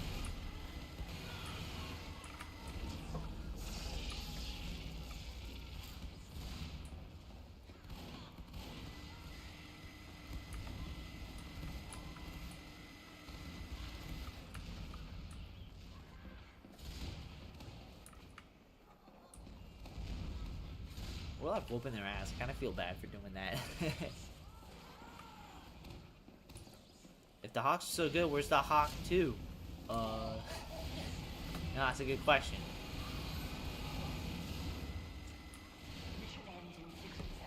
Alright guys, here's what we're gonna do. We're gonna start a podcast. We're gonna get really big. We're gonna start a crypto pump and dump. We're gonna market it like it's gonna get rich quick.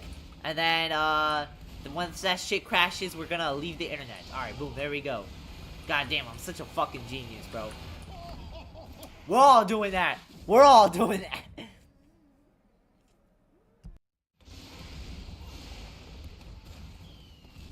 Our mission ends in 30 seconds. We have lost the control point.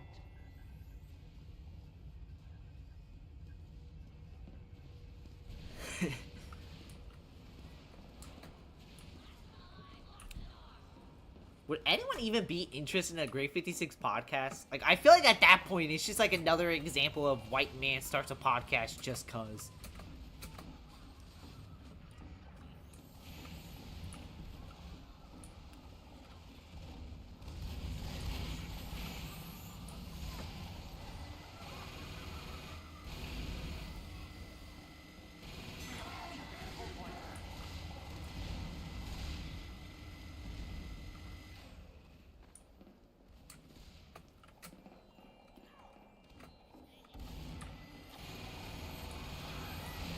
These streams are kind of podcasty at times. I mean, yeah. I mean, these streams are kind of like a podcast, but I feel like more people would re-listen to, like, an actual, like, podcast episode than, like, a stream, so. But hey, the streams are kind of like the in-the-moment thing, but you can also, like, go back and do, like, the moment and all that, so.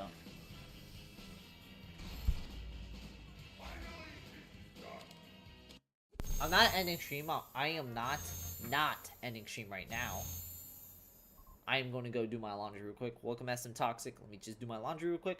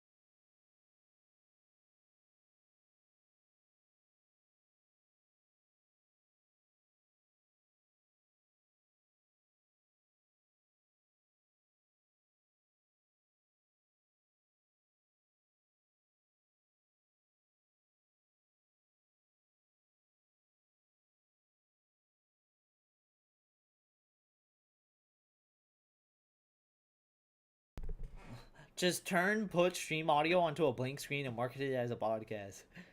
I mean, I could. That could be interesting. Alright, guys. I'm gonna switch to the VRA screen just because I gotta do my laundry. But don't worry, it'll only be a couple minutes. Listen to the fire BRE music I have.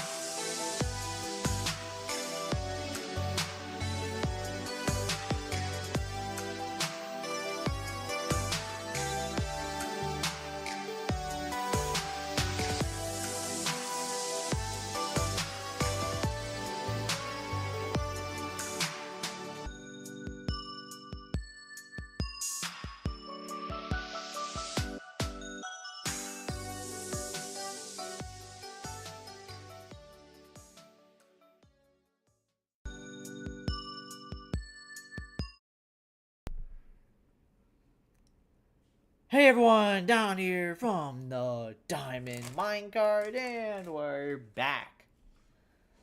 We're back.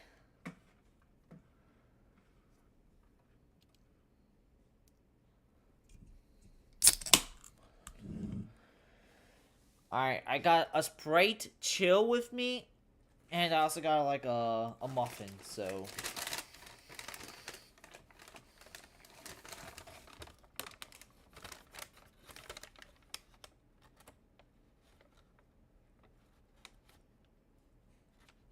Dang, this muffin's so good.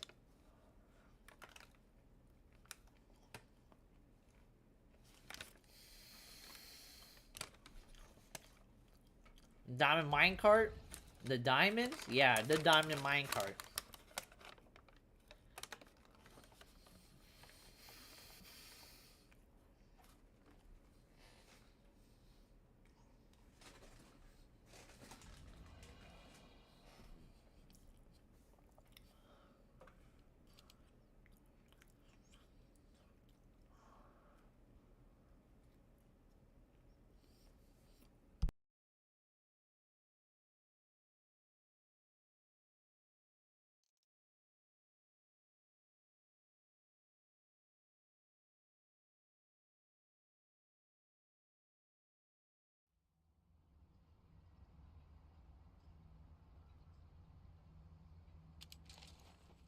Competition begins in 60 seconds.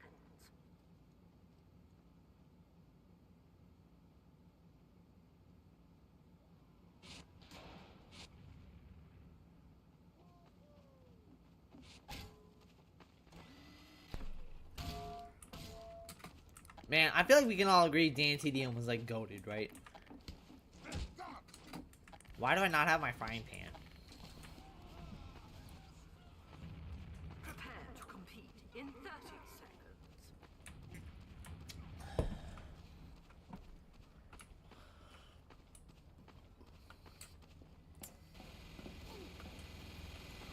I don't know who that is. Alright, have a great night, bro. I'm playing. Dan TDM was this Minecraft YouTuber in like the early to mid 2010s. Who was like one of the top Minecraft YouTubers. Like, bro, his Triora series and mod showcases he did were literally some of the best on the platform. In terms of mod showcases, the best to do it was Dan TDM and popular MMOs.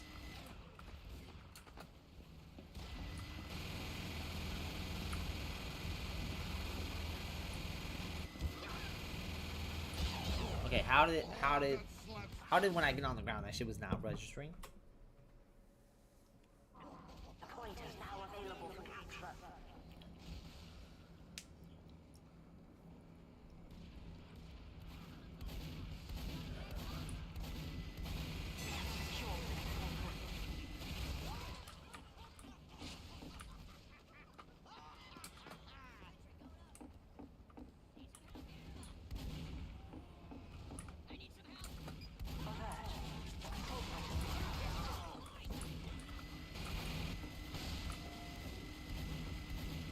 Alright, here we go.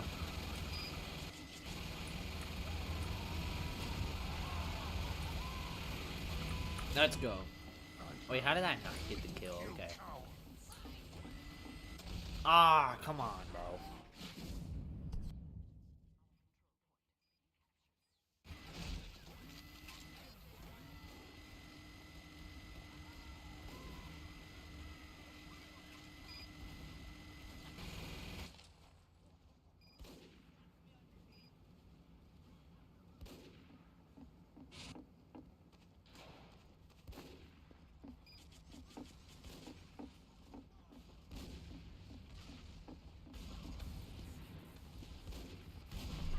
Alright, here we go. Oh!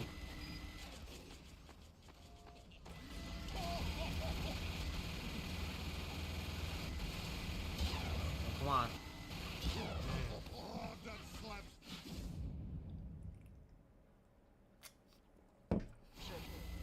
Believe it or not, I actually was playing Jamboree offline. The one thing I feel like you have to admit Mario Party 9 does better than Jamboree besides the bosses is the fact Mario Party 9 has a very hard mode. In Jamboree, hard mode feels too easy, but Master feels too difficult. Mario Party 9 kind of hits that just right spot with the very hard.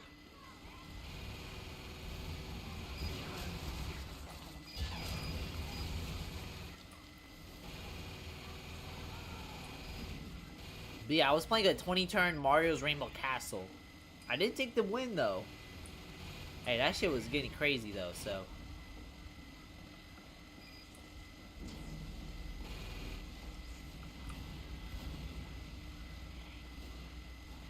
One of the things I thought of adding since getting a job was like an actual, like, legit BRB screen. Like, the starting student screen, that's too iconic. But the BRB screen, it just literally just says BRB. I might as well, like, put in some, like, cool art or some shit. I don't know.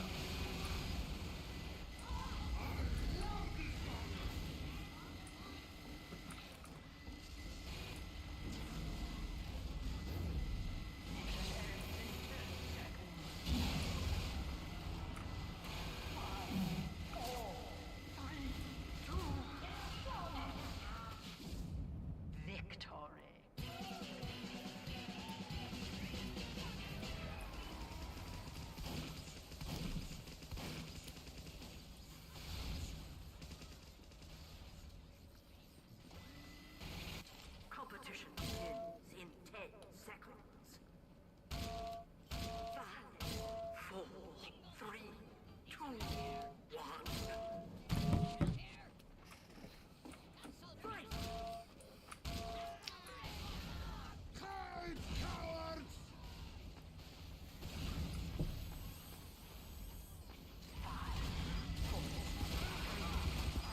I should have just gone after him, but even if I went after him, I would have still been dead.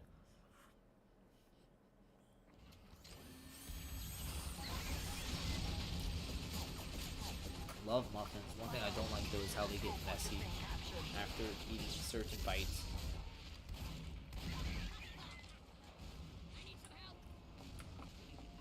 We have lost control point.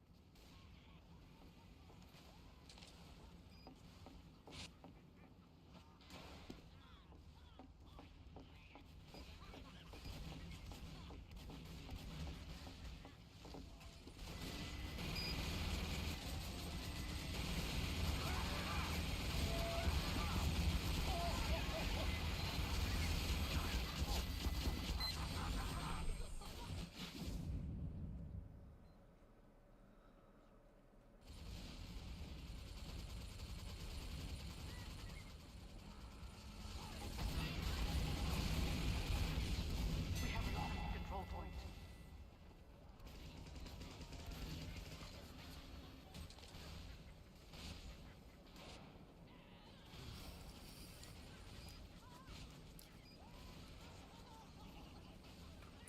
Welcome Yoshi Mania to the stream. Glad you could stop by. How you doing?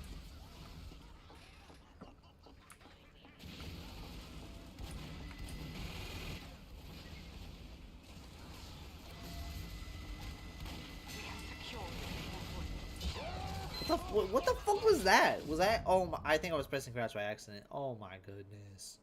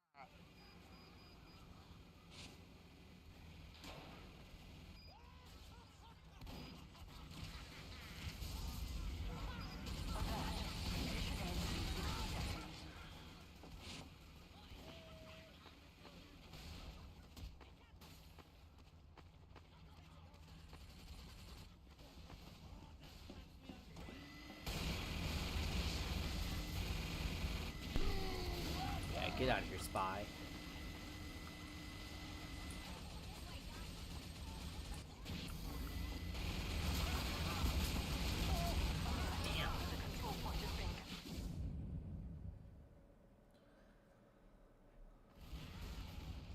Bug snacks.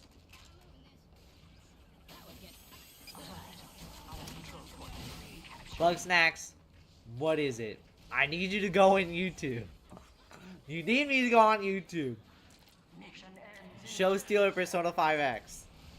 Alright. You came back from the internet. Don't me react to something. Alright. Sounds reasonable. Can we win this? I hope so, bro. I think we're literally about to win this too. So once we clutch it up, I'll do it. I was just watching YouTube, not gonna lie, and I saw you were live. Ah, okay, I got you. Welcome in. I need to log out to this account for real.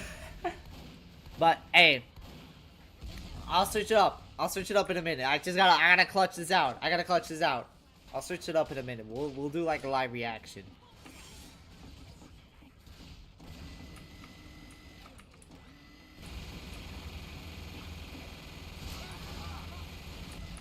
Why are you streaming at this hour? Cause I got work in like an hour and a half. So I decided to and since it's a weekend, I thought might as well like stream early. Because I do have a job. You have a job? Yes, I even said this like in the Mario Party stream you were at. But yes, I have a job. I've had it for a month. What is this dude doing? What the? You're so proud? Hell yeah. It's crazy what no Splatoon does to a motherfucker. Makes you get a job. What do? I'm a buster at a restaurant. I basically just clean tables. Yeah, I basically clean tables. I put the dishes away. And I take out the trash. That's basically what I do, so. No way the one time I'm gonna say, alright, bro, we're gonna do this and then that. And then it's like my team's selling hard. Including me! What am I doing? Oh, you're a busboy. Yeah, I'm essentially a busboy, so. I said essentially, but I literally am. You should work at Hooters. Fuck no. Hooters, bottom 5 restaurants all time, bro. Hell no, bro.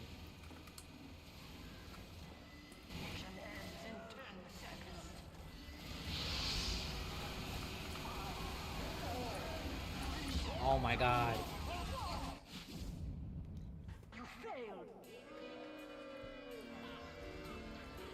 What have I been up to? I've been doing alright. Mario Party 9 video is almost done. Next time you come into YouTube live chat, it should be uploaded. Unless you come in like tomorrow or something, then I don't know. But next time you come into YouTube live chat, the video will be up. That's never coming out. It actually will. On my membership page, I actually have like 2 sneak peeks out. I know you're not gonna pay the 99 cents for that, but that should be proof that progress is being made.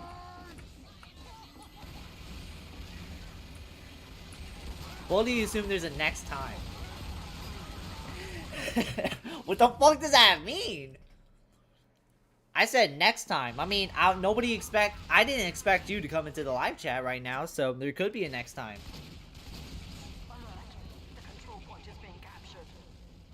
Also, didn't you say, like, it means whenever you want it to mean?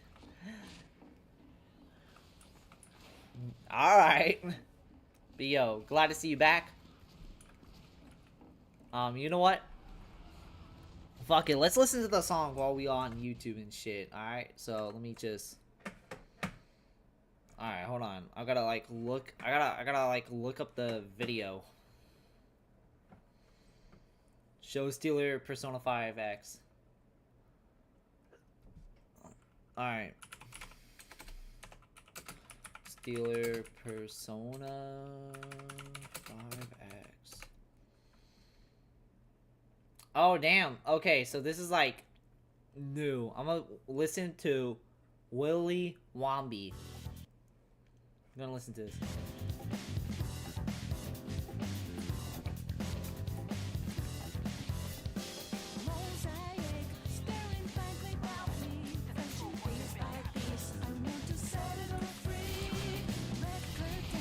beginning goes so far.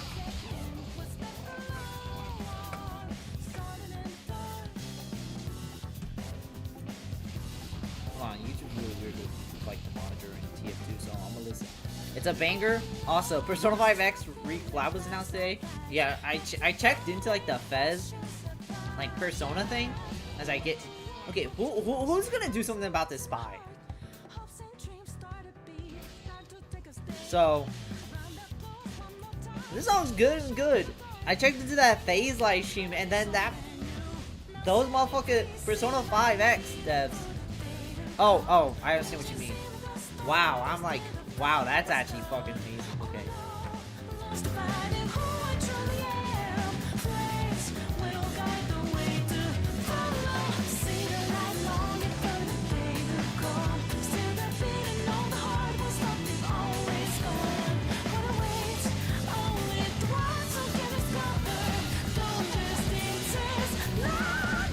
Damn, this is a banger.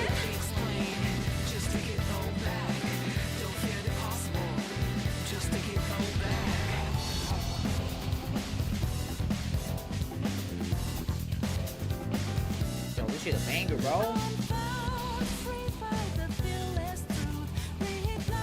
Hopefully they don't copyright my bad.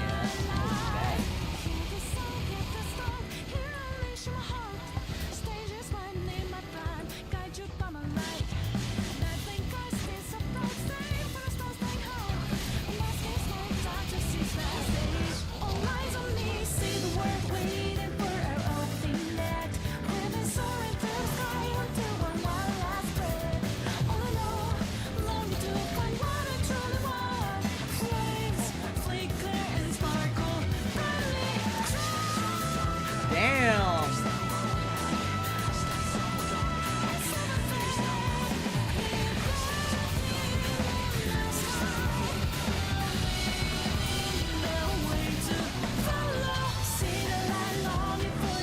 You, Persona 5X got this flop.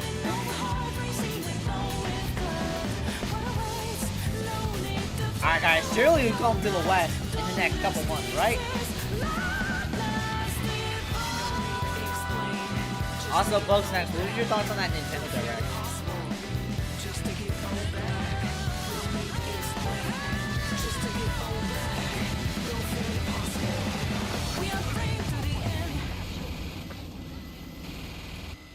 So that was actually a banger, I'm not gonna cap. ends in 30 seconds. Hold on, guys. Alright, that was a banger song. Hey, not gonna lie though, they banged with that one. That was like that was pretty fire. Alright, can I get like the YouTube chat loading on my end? YouTube chat. There's never gonna be anything big there. What are you talking about? We got Tomodachi Life 2. We got Tomodachi Life 2. That's already enough. Good song? Yeah. It's actually a banger. I ain't gonna cap. It sucks, man. Why are they gatekeeping this just exclusively China, bro? Come on. Put that shit in the West. Oh, that slaps. Put that shit in the West. Is it already out in Japan, or is it still in China? And Korea. Am I the only person who doesn't give a fuck about Tomodachi Life? Yeah, you are. Oh yeah, Metroid was cool. Oh yeah, Metroid Prime shit. That was awesome though. That was awesome. Honestly, yeah, I came into the Direct knowing damn well that we are not going to get anything new, so. We got Tomodachi Life and a way to transfer our digital games to W Direct. I feel like there was always going to be a way to transfer the game, but just Sims, but Nintendo, congratulations, you found the appeal. That's what makes it fun. It's like the Mii's, but it's like, yo, imagine if they do like fun shit and stupid shit.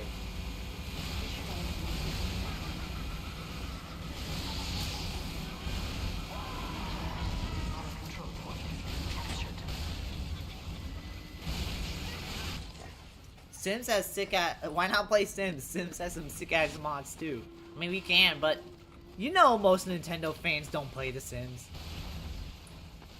Or you know Tomodachi Life fans don't have The Sims, or don't even have like anything to play The Sims on. So And there's sex and Sims. That's not a Tomodachi Life. Oh yeah, I wonder why Tomodachi Life wouldn't have sex in it, but Sims would. Probably because Tomodachi Life is a Nintendo game.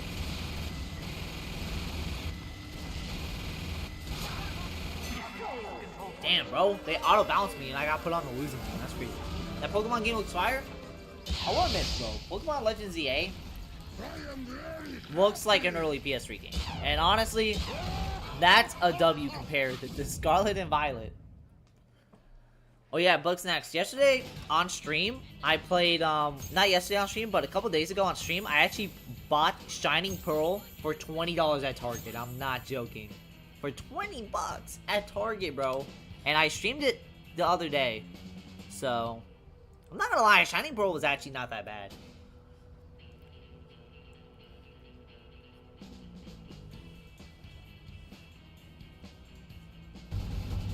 BDSB is ass. I guess as a remake you can say that, but I actually had fun with it, so. I never even finished it. Damn! But I'm playing it because, you know, it was a Pokemon game from the good old days, aka when it was peaked, so. That's the only Pokemon game I've never finished. Damn, that's crazy.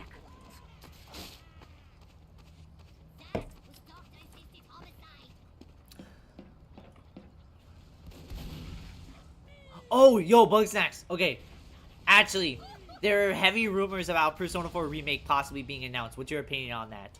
What is your opinion on that? I know you said Persona 4 is now starting to become your favorite Persona game, slowly. It already surpassed Persona 5 in your eyes, so what is your opinion on a possible remake? Because Fez digged and saw that Persona, there's a website called Persona 3 RE registered for Japan as a website, and the reason why that's huge is because when Persona 3 Reload did that, when they did it for Persona 3, literally 3 months later the game got announced. And now the same thing's happening with Persona 4. I think it has potential. There's so much Atlas canon will mess up. I think it will be an interesting remake. Like, although I will admit Persona 4 is my least favorite out of the big 3 Persona games, I still think it's still like a 9 out of 10 game. Like, it needs some remaking, but at the same time, like, it's like Persona 1 and 2 deserves it more. But if we're getting a Persona 4 remake right out the gate, shit, I don't care. I don't mind. I don't mind. Listen, Persona 4, it needs everything. Battle Pass, it needs some, like, Thrill G or some shit. Like, the Persona 4 cast needs, like, their own outfits for when they go to, the TV. My biggest concern is voice actors. Like, Persona 3 cast was one-hit wonder. Persona 3 Reload cast was a one-hit wonder from Atlas. They're never gonna cast like that for a remake ever again. Oh, you're saying Persona 3 Reload's cast is gonna be like the best Atlas will do. What about the Persona 5 cast, bro? That shit was goated with the sauce.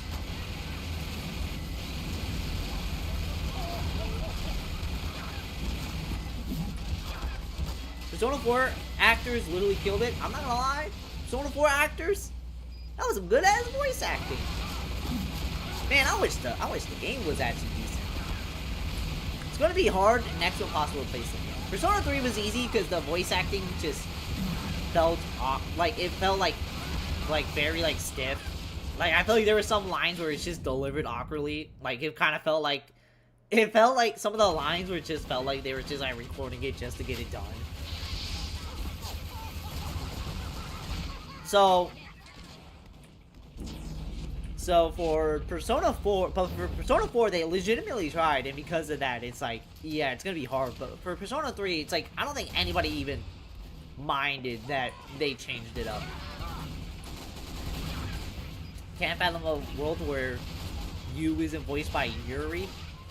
I keep forgetting fucking Yosuke and fucking Spider-Man have the same voice actor. And fuck Yosuke, bro. I don't care if he's voiced by Tom Cruise himself, bro. That motherfucker's still trash as hell.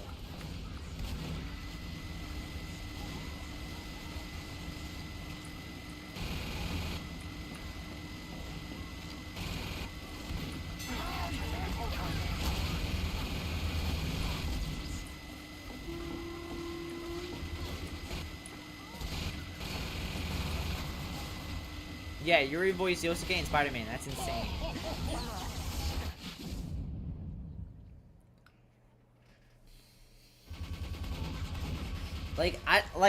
I want to say Persona, like Persona 4, Persona before 4, I felt like that was actually like kind of like a nobody game. But at the same time, it's like, hey, 100+ hours of voice acting, that's still a feat. We have lost the control point. Voice acting is actually crazy, because like, oh my god, great, never gonna switch your thoughts on episode I guess. I haven't finished it. Like, episode I guess, like, I wanna like, but it's, I wanna love, but it's like, I can only like it. Like, I don't mind the dungeon crawling in TARDIS, but like, listen, okay, here's my reasoning. I don't mind the dungeon crawling in like TARDIS and like something similar to that, but I feel like, I don't know, I feel like multiple things just prevent me from like kind of liking it. Control point is being contested. Number one, I feel like Metis, as of right now, is like the biggest wasted potential of the character. She came in so badass, like even nearly killing Ken, and then was essentially like, oh my god, my sister, my sister, my sister, like the whole fucking game. It's like, I don't know, it's like how they ruined Peridot in Steven Universe. It's just like, come on. Is anonymous voice acting a thing? Being a VA sounds interesting, but I don't want to be. Sorry, I just look sexist. Is anonymous voice acting a thing? Yeah, Ken's voice actor in Persona 3 Reload actually doesn't have like a public face. So even when they appeared on Alex Lay's like video, they like had like a mask and everything. So Mission ends in 60 seconds. as of right now, no shit, don't make 5 seconds in the game. Okay. Okay, here's what I did. I got past the first door where it tells you Ken's backstory on why he wanted to take out Akahigo. And then I'm basically like halfway through door 2. Or I'm probably almost done with door 2. It's just...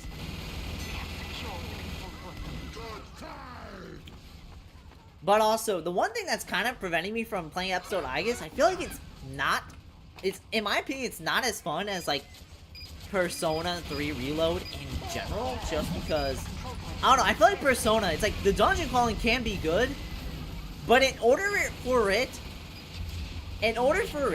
to work, you're also gonna need to have, like, you know, the social system and all that, the social stats, like the social life and all that. It's like Mario Party. You can have the best boards ever, or you can have the best minigames ever. You can have literally the greatest minigames of all time. But if the boards are trash, or you don't have boards at all, it doesn't matter in the end. It's gonna fall flat. And that's what I feel like episode I guess is. It's just the dungeon crawling TARDIS, which I actually did like. But at the same time, without like the social life and all that, and the day essentially just being a loop, like, it just feels like, it just feels like, I don't know. It just, It just, not but it just, I don't know. It feels like if I just want to play a RPG, if I want to play Persona just for like the battle shit, I just go play Final Fantasy. You're missing peak, bro. The ending section is amazing. I'll usually I'll have like phases where I like want to play Persona 3 Reload, and then I play episode I guess I'm just like.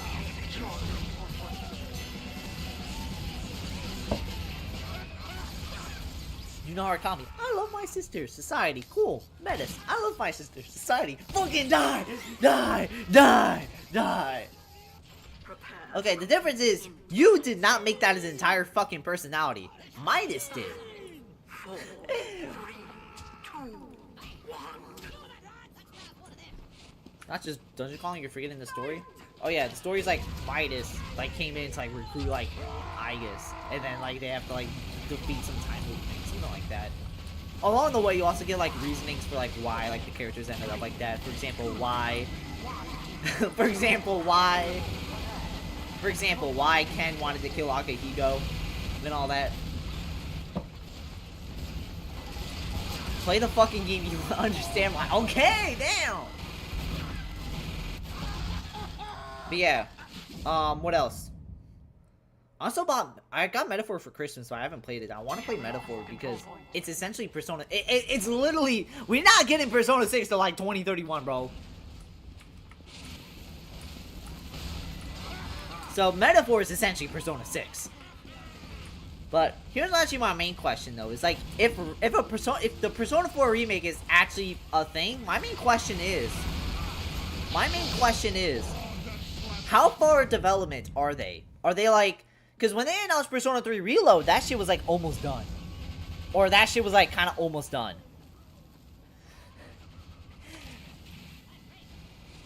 So, my main question is, how far along is Persona 4 Remake? Is it like, are they kind of almost done with the game? Or is it a case of, or is it like, I don't know, like a Wolverine or Elder Scrolls 6 situation where it's like, hey, the game exists, that's it, that's it.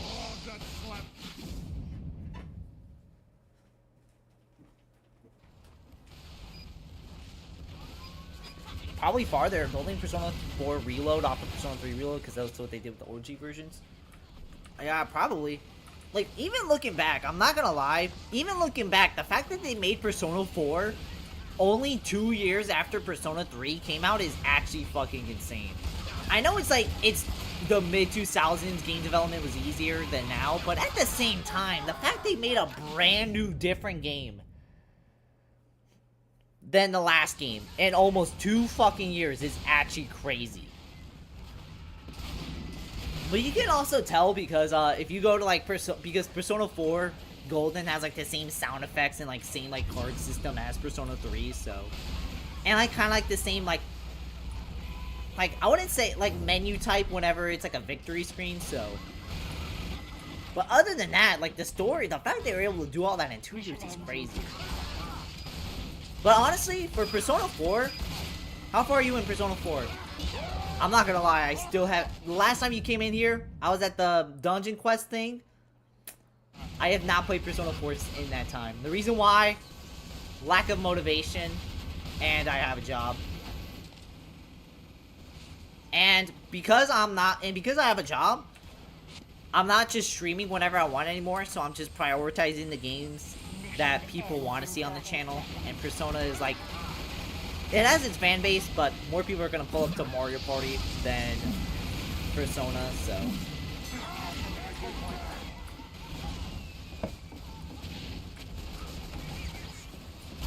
I need to play it though. Are you a Mario Party streamer now? I guess in a way, yeah. I mean, can you kind of blame me?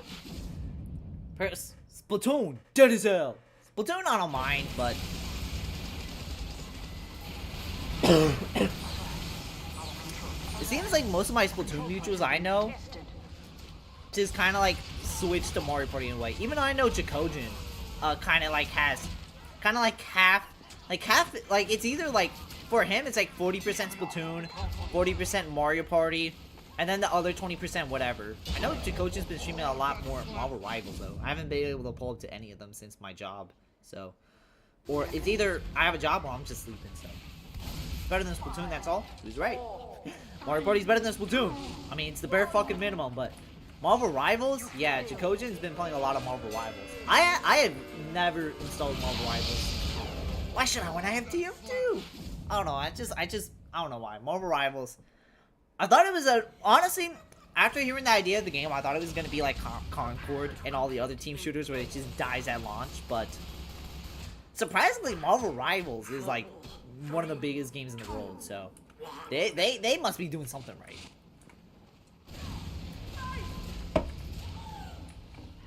If it was DC though, they would have killed the game at launch.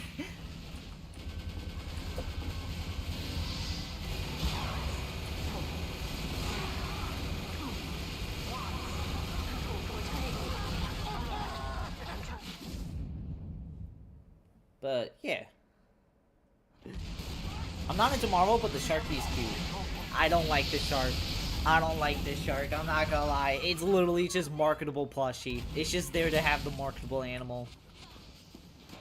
Same reason why I actually don't like Big Man out of all of them.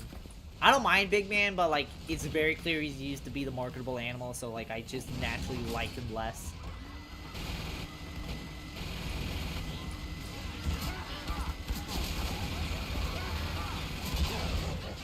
That slaps.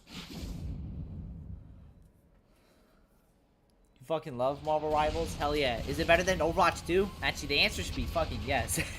I haven't played Marvel Rivals, but I know that shit better than Overwatch 2 in every way.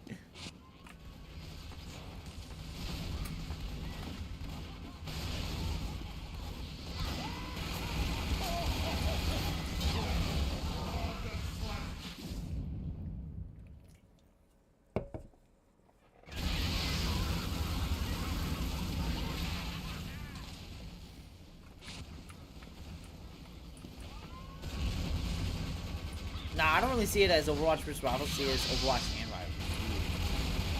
I know Overwatch, basically 2 cakes. Oh, hell yeah. More people should, like, basically be like that. Like, basically be like, oh shit, 2 cakes, instead of trying to be, like, going band for band. Nintendo needs to make Baja-sized Reef Cider plushies. That's the only Splatoon merch I'll ever need. What's the only Splatoon merch I'll ever need? The music CDs? Hell no, bro!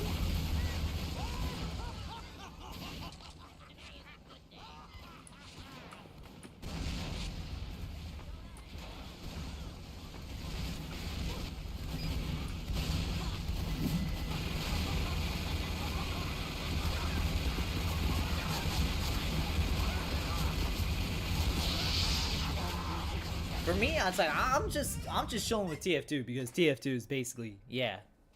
TF2 is essentially like Marvel Rivals. It has the same team shooter aspect. Oh yeah, that thing Bugsnax said it the other day, or not the other day, but I haven't even played Metaphor, but it pisses me off when you say that. When I say it's like Persona 6, it probably isn't like Persona 6 except for like, you know, some of the factors it shares, like the daytime system and all that. I don't know. We'll see. If it's like Persona 6, then yeah. But if not, I can understand when Persona 3 Reload was coming out and I said it was basically blue Persona 5. Playing the game, it's like, it has the idea of Persona 5, like in terms of gameplay, but like, it is not Persona 5. It is Persona 3.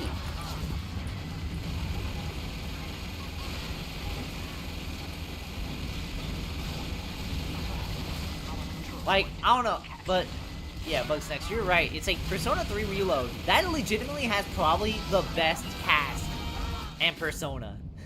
How can I make this about Persona 5? Shut up.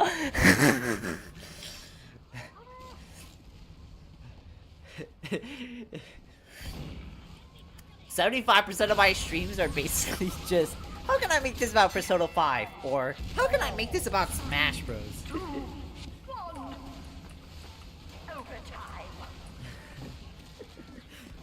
And whoever made Rivals should make Baja-sized Jeff plushies. They probably already exist. It's been enough time. They probably do.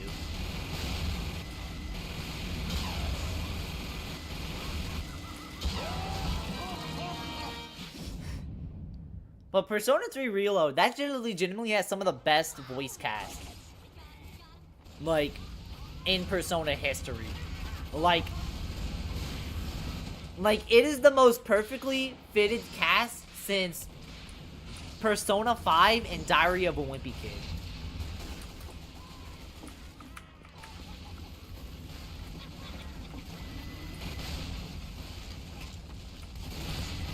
Oh, we're winning so far. Damn, man. How am I not winning?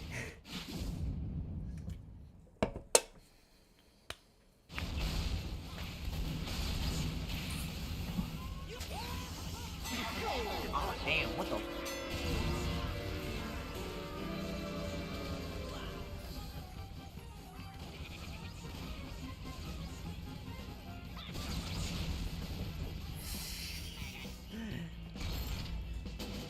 Alright, we got a bunch of free thinkers, so we're gonna do what a bunch of other free thinkers do, and that is Big Harvest. Low-key, why is Smash Ultimate so bad? I don't think it's so bad, but Honestly, I feel like if the competitive scene is this quiet, like you don't really hear people talking about the competitive scene anymore and more about the melee competitive scene, I feel like that should say something. I know it's like the melee scene's always gonna be popular, but it felt like for Smash 4, it felt like even in like 2018, it felt like you heard about the Wii U Smash scene and the melee Smash scene on like the same like vocal like what's like the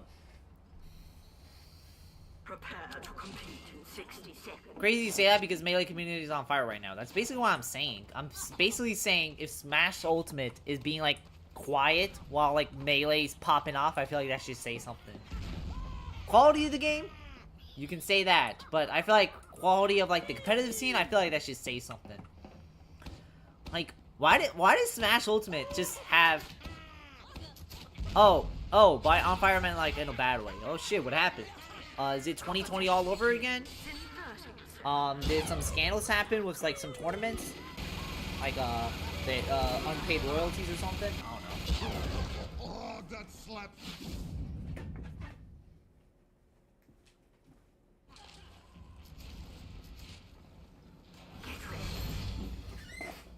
Alright, unfortunately these are probably gonna be the last set of rounds I'm gonna do before I have to go to work.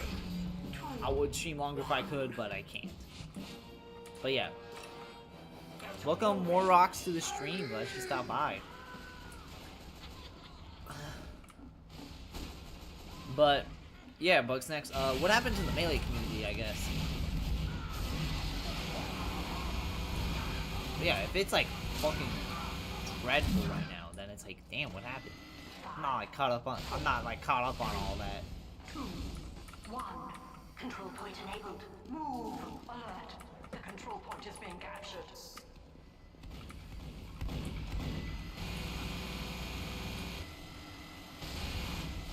Honestly, don't know if I can explain it because I don't know too much, but I'll try to TLDR. Ah, bet.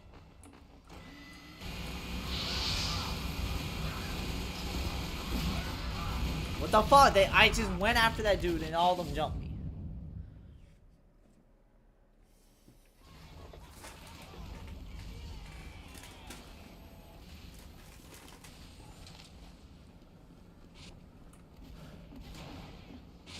What is TLDR? Basically means too long didn't read. It's basically like a heavily summarized version of it.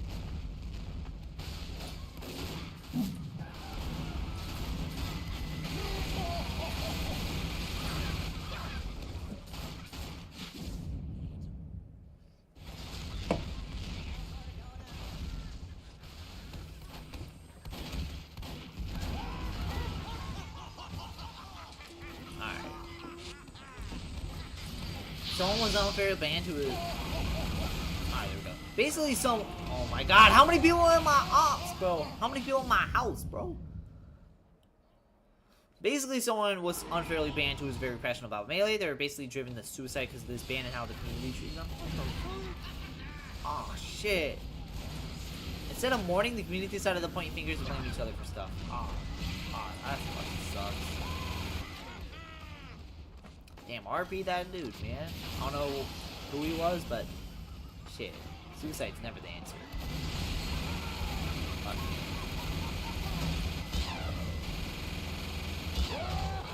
At least that's what I think happened. I gotcha.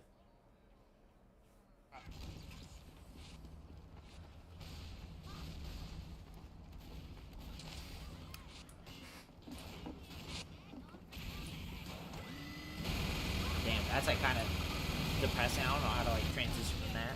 Mission ends in 60 seconds. That, like I said, that fucking sucks.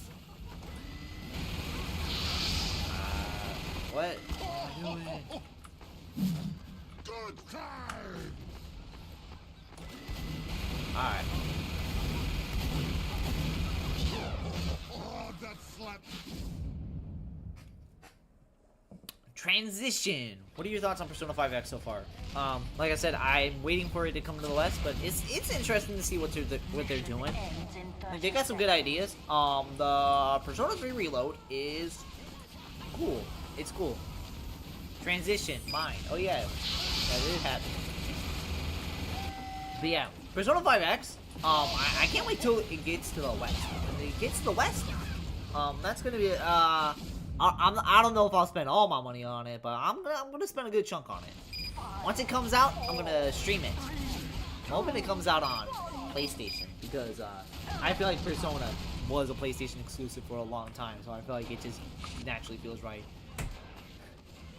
If it's only on PC, sure, I'll take it. I'll take any. Nah, I won't drop on PlayStation day one. Yeah, I'll probably drop like later down the line. So console comes out after global. Alright. So yeah. If there's a Joker banner, I'm gonna try and get that because you can't have Persona 5 without Joker. I'm sorry. You can have anyone else, but you can't have Persona 5 without Joker. I know he's not the party leader. It's not the same. But at the same time, I mean, come on. Come on. Joker banner's the first banner in the game? Yeah, that's what I mean. It's like, off the gate, I'm gonna try to go for a Joker banner. Joker's really asking Persona 5X? What? They made the Persona 5 himself not good. That's like if they made a Pokemon game where Pikachu fucking sucks. It's like, how do you even do that?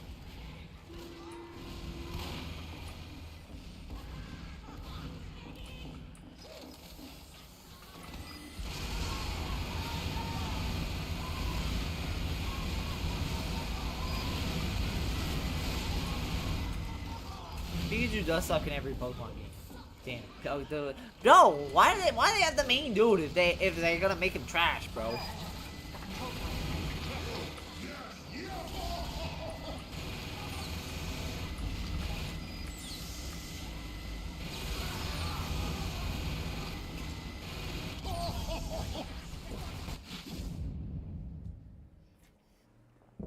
Joker is so bad they made Akechi's entire role to like help Joker out and Joker's still ass. Holy fucking shit.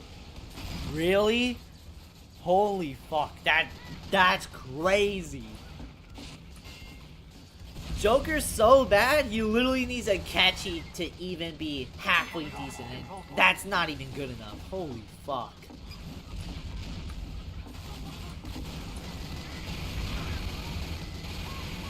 Can you imagine like Charizard being so ass, they need Blastoise to help him out, and it's still not good? I don't know. I'm trying to say Pokemon references because that's the easiest way for people to know what I'm talking about in chat.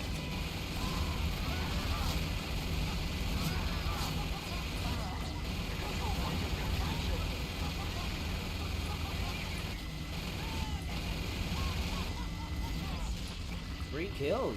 Fucking hell. Hold on. I'm exaggerating a bit to be honest, but Joker's 100% not the best all-out attack DPS. Damn. He's better than Fox though. Damn, I'm guessing Yosuke.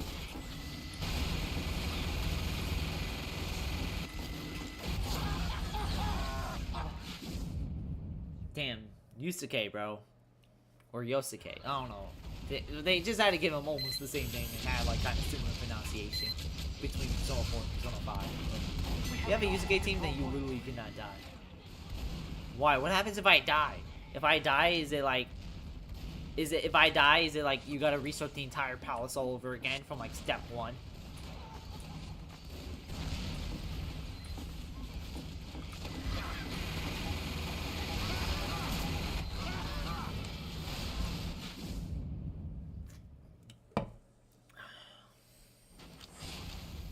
I mean, he like gets so many shields that he becomes pretty much invisible. Damn. That's crazy!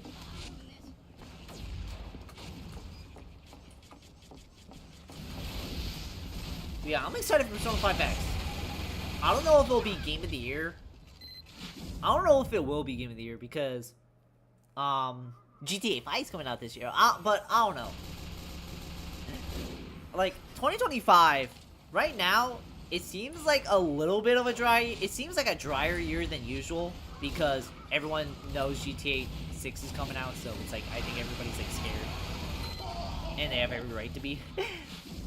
But like, it's also the beginning of the year. We all thought 2024 was going to be a very dry year, but it turns out that it was actually a pretty good year. GTA 6 ain't ever coming out. That's what they saying about the Mario Party 9 video, and then it's coming out way later than expected. Oh.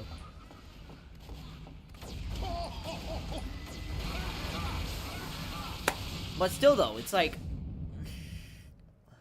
Yo, team, I got a question real quick. I don't know, we'll have to wait till like E3 once like shit or not E3, bro. That shit is not existing since 2021. We gotta wait till like June though. We gotta wait till like, I don't know, whenever people start doing like their award, like their like direct and shit. I don't believe it until I see it on a store shelf.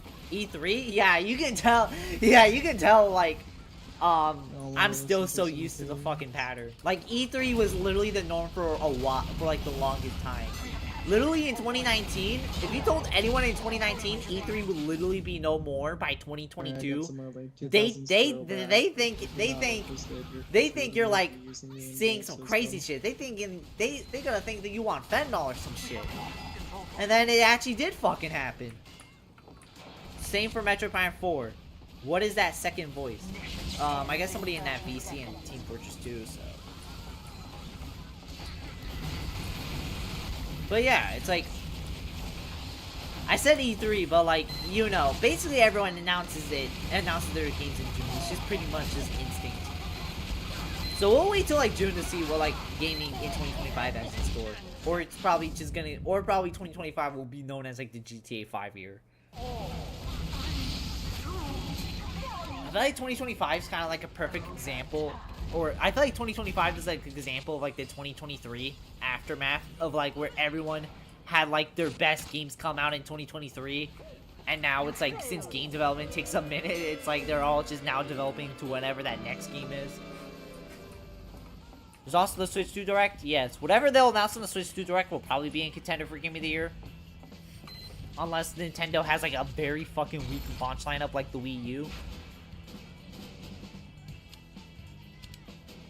I'll do like one more match.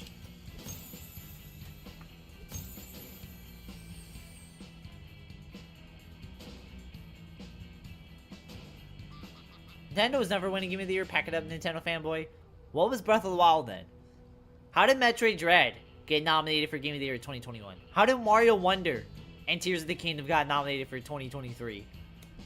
I don't know, man. It lost. Breath of the Wild? It did not fucking lost. Breath of the Wild literally won that shit. What are you talking about? What the fuck are you talking about? The Game Awards by Jeff Keighley. Breath of the Wild literally won it in 2017. Yeah, what do you... What'd you think won it? You totally forgot about that? Damn. What'd you think won that year? Persona 5? Nier Automata?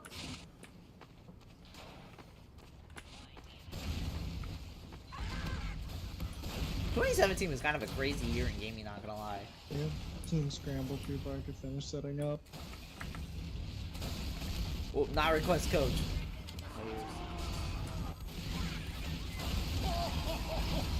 She's just gonna mute the people that I know I like talking about. It will never win again though. They got mogged by Sony and Astrobot. I mean, Astrobot, I'm glad that even won Game of the Year. How does Sony lose this to Sony's Nintendo coded game? Probably because, what was it? Oh yeah, Sony makes so many of like the same games now that a game not like, you know, their HBO Max TV show games are pretty much like a breath of fresh air. Like Astrobot feels like a game, feels like a Sony game from like the PS1 and PS2 era. Like it's just like, it's what we needed after like so many like serious ass games from all these like major companies.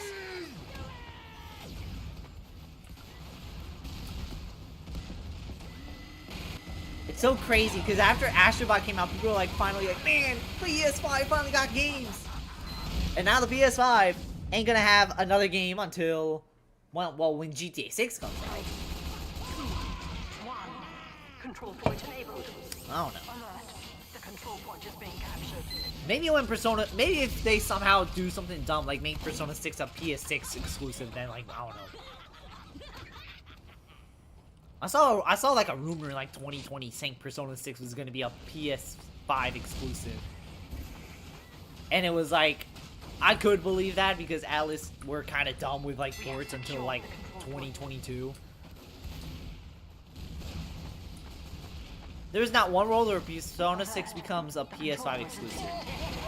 Maybe before 2022, there was, but like after 2022, it's like, yeah, no, that shit's not being a PS5 exclusive. They make too much money with cross-platform releases, and it took until 2022 for Atlas to realize that. Huh, and then conveniently after they ported it to a cross-platform, Persona became this mega franchise that they've been curating. Huh.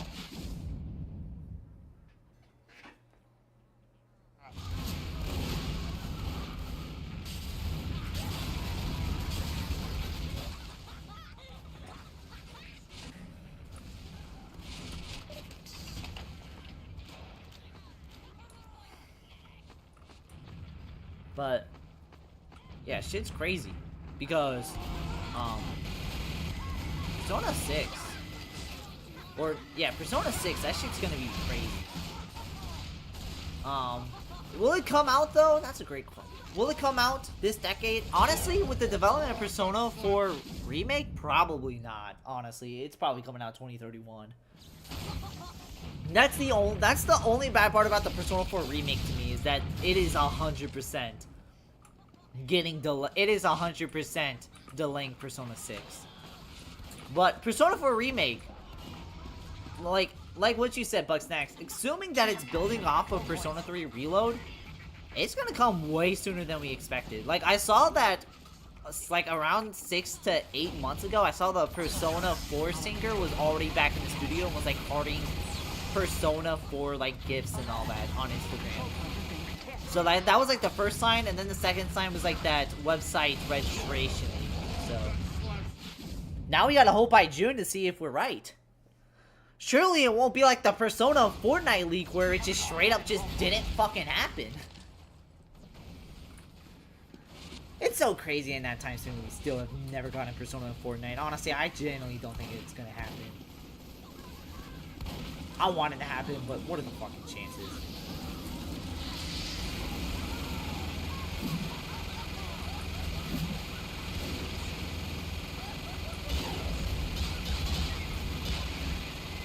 How am I like... That's what you get for playing Zero Build. Yeah, because I play Zero Build. That means they're not gonna port the Persona skins at all. I'm not gonna lie, I've not played Fortnite in like a few months.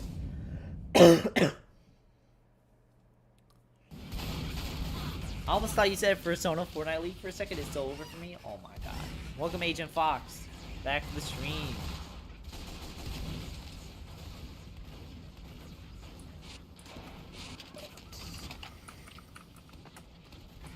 Did I hear Zero Build? Yeah. Why, Agent Fox? Do you love playing Zero Build on Fortnite?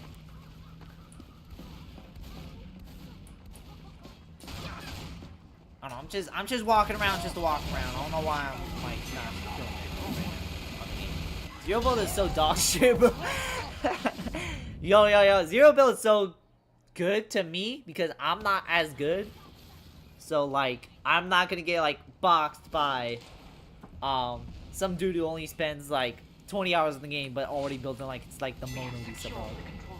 Yeah, long too obsessed with that, and the new OG Zero Build, I forgot build exists. Ooh. Meanwhile, you got Bugsnax who only plays build. You play on console, it's easier to build on there. How? You're on PC, don't you gotta like just click every bro, you have like a click, bro. And you have like a set mouse to like move and shit, like way better.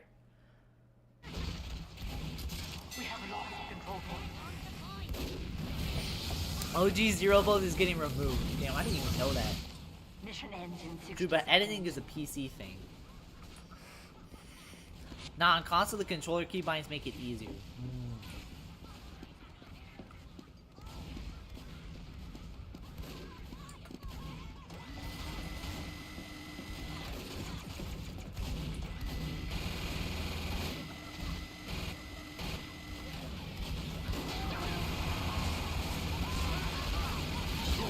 They are literally console players who can edit like PC players. You guys make excuses. My excuse is, I like Zero Build because that's my preference. Probably for PlayStation players, but I'm a Switch player, and with 30 FPS, it ain't happening. Oh, yeah. Oh, man. Fortnite on the Switch. It used to be one of the best ways to play Fortnite portably damn, that shit's a PS3 game. That shit's a glorified PS3 game at this point. It's not even the best way to play Fortnite portably now. It's just use the Steam Deck. How do you as a man play zero build? How do I as a man play zero build? Because I like to play Fortnite comfortably. So Alert. The control point is being captured. Mission ends in 10 seconds. does it improve aim if you play a lot? 3, 2, 1. Overtime. Overtime. Alright guys, gotta take down the ops. Like playing Fortnite without its main gimmick is so fucking boring. I don't know how you try slots in this game. I don't know, it's like playing Splatoon without playing Turf War. Like Splatoon without Turf War, that's essentially how is it even Splatoon?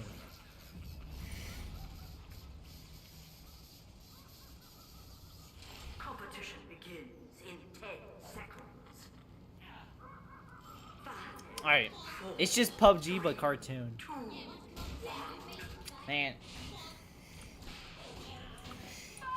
Man, I remember. Man, y'all remember in 2017 and like the first half of 2018 when like PUBG versus Fortnite was like a legit discussion.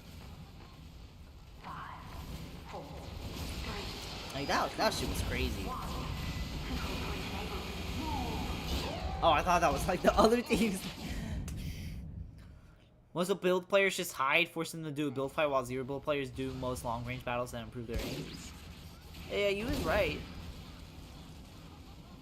We have captured the control point. PUBG still exists? Yeah. I know PUBG is still like huge in like the East.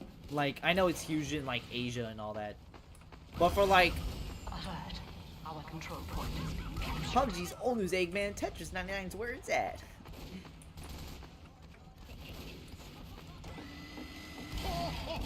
I know but like I said, I know PUBG is still huge in like the East. It's still huge in Asia. But like in the West, PUBG fell off. When I mean in the West, I mean like North America. Like North America, bro. Like they stopped giving a fuck about PUBG. Like it eventually reached a point to where Fortnite overtook its popularity, and then it just kind of just like never overtook it ever again. And then also with the release of Call of Duty Warzone, basically nobody cared about PUBG anymore. The only reason people were even playing PUBG was because it was the closest thing to Call of Duty Battle Royale. So when Warzone came out and was free, like basically PUBG fell off in the West. So you also have to aim in build mode. Does the fucking assault rifle just automatically point at their head? How do you have aim assist on?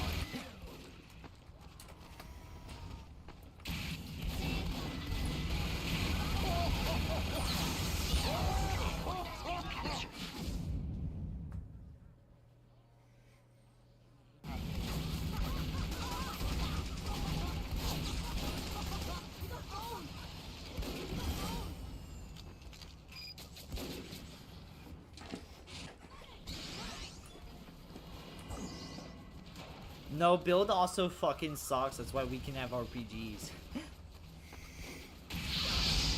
Oh shit. Oh yeah, I keep forgetting. Red team's the ops. Oh my god.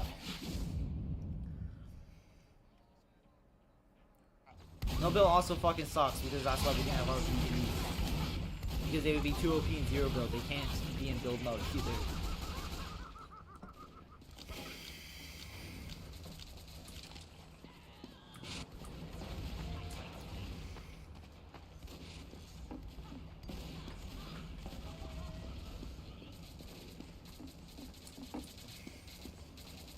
Zero build might be the Antichrist. That's fucking crazy. Guys, here's the main question. When is Persona gonna be in Fortnite? I mean, come on. I speak for everyone when I say we would all buy the Persona skins and Persona bundles if it was added in Fortnite. Ever since the Guided Missile came, most end games is doing this, but that. Guided Missile, that shit was crazy, though. I remember when they first added that, that was like a game changer.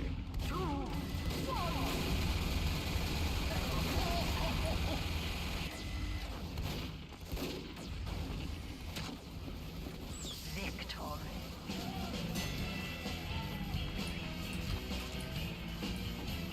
Yay! We won! Kiss me. Yay! I had fun. I would play another Harvest if I could, but like, I do gotta say this, but unfortunately, we are gonna have to call it a stream right here. I have to get to work. Because, you know, we on that grind. I'm not, like, gonna be, like, late any second, but, like, it is best if I just end it now so I can, like, start to get ready. Speaking of Greg, for now, I was wondering if you know when you're gonna play it. You are missing it a lot. I don't know when I'll play it. I don't know when I'll play it. Like, I guess whenever the interest bug fixes me again, then maybe then we'll do more. But right now, I just have no interest playing Fortnite. Maybe in the future. Go do crack. Do drugs. Nah, I'm good. I'm good. Being a busboy is way better anyway. Alright. Hell yeah, that was fun. That was fun, y'all. 51 hours in Splatoon. Or, not Splatoon. 51 hours in Team Fortress 2. God damn. 51 hours. Hey, we getting up there. 51 hours.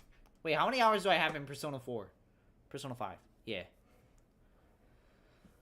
Also, Bug Snacks. I beat Amori, and I can say it was definitely a great game. I don't know, I wanted to tell you that. You do a drug, caffeine. Oh yeah, I drink like a monster a day. Alright, chat. But yeah, 51 hours. Damn. Fuck Amori. Damn. Damn. I like the game Amori, though. But damn. The creator said weird shit on Twitter. Okay, he did do that, bro. He did do that. But anyway, 51 hours on TF2. That is still crazy, though. That's still crazy. Anyway, guys, we're gonna call it right here because I got to get to work. Jesus, yeah, that is damn. Why would he fucking say that? And fuck him for saying that shit. Alright, guys, we're gonna call it right here. I got to get to work. Stay safe, stay studious, and make sure y'all stay good at your jobs if you do got a job. Money is awesome. And yeah, we're gonna call it right here. I'll probably stream tomorrow. And yeah, as always, thank y'all so much for watching. Comment, like, subscribe, and I'll see y'all next time. Bye bye.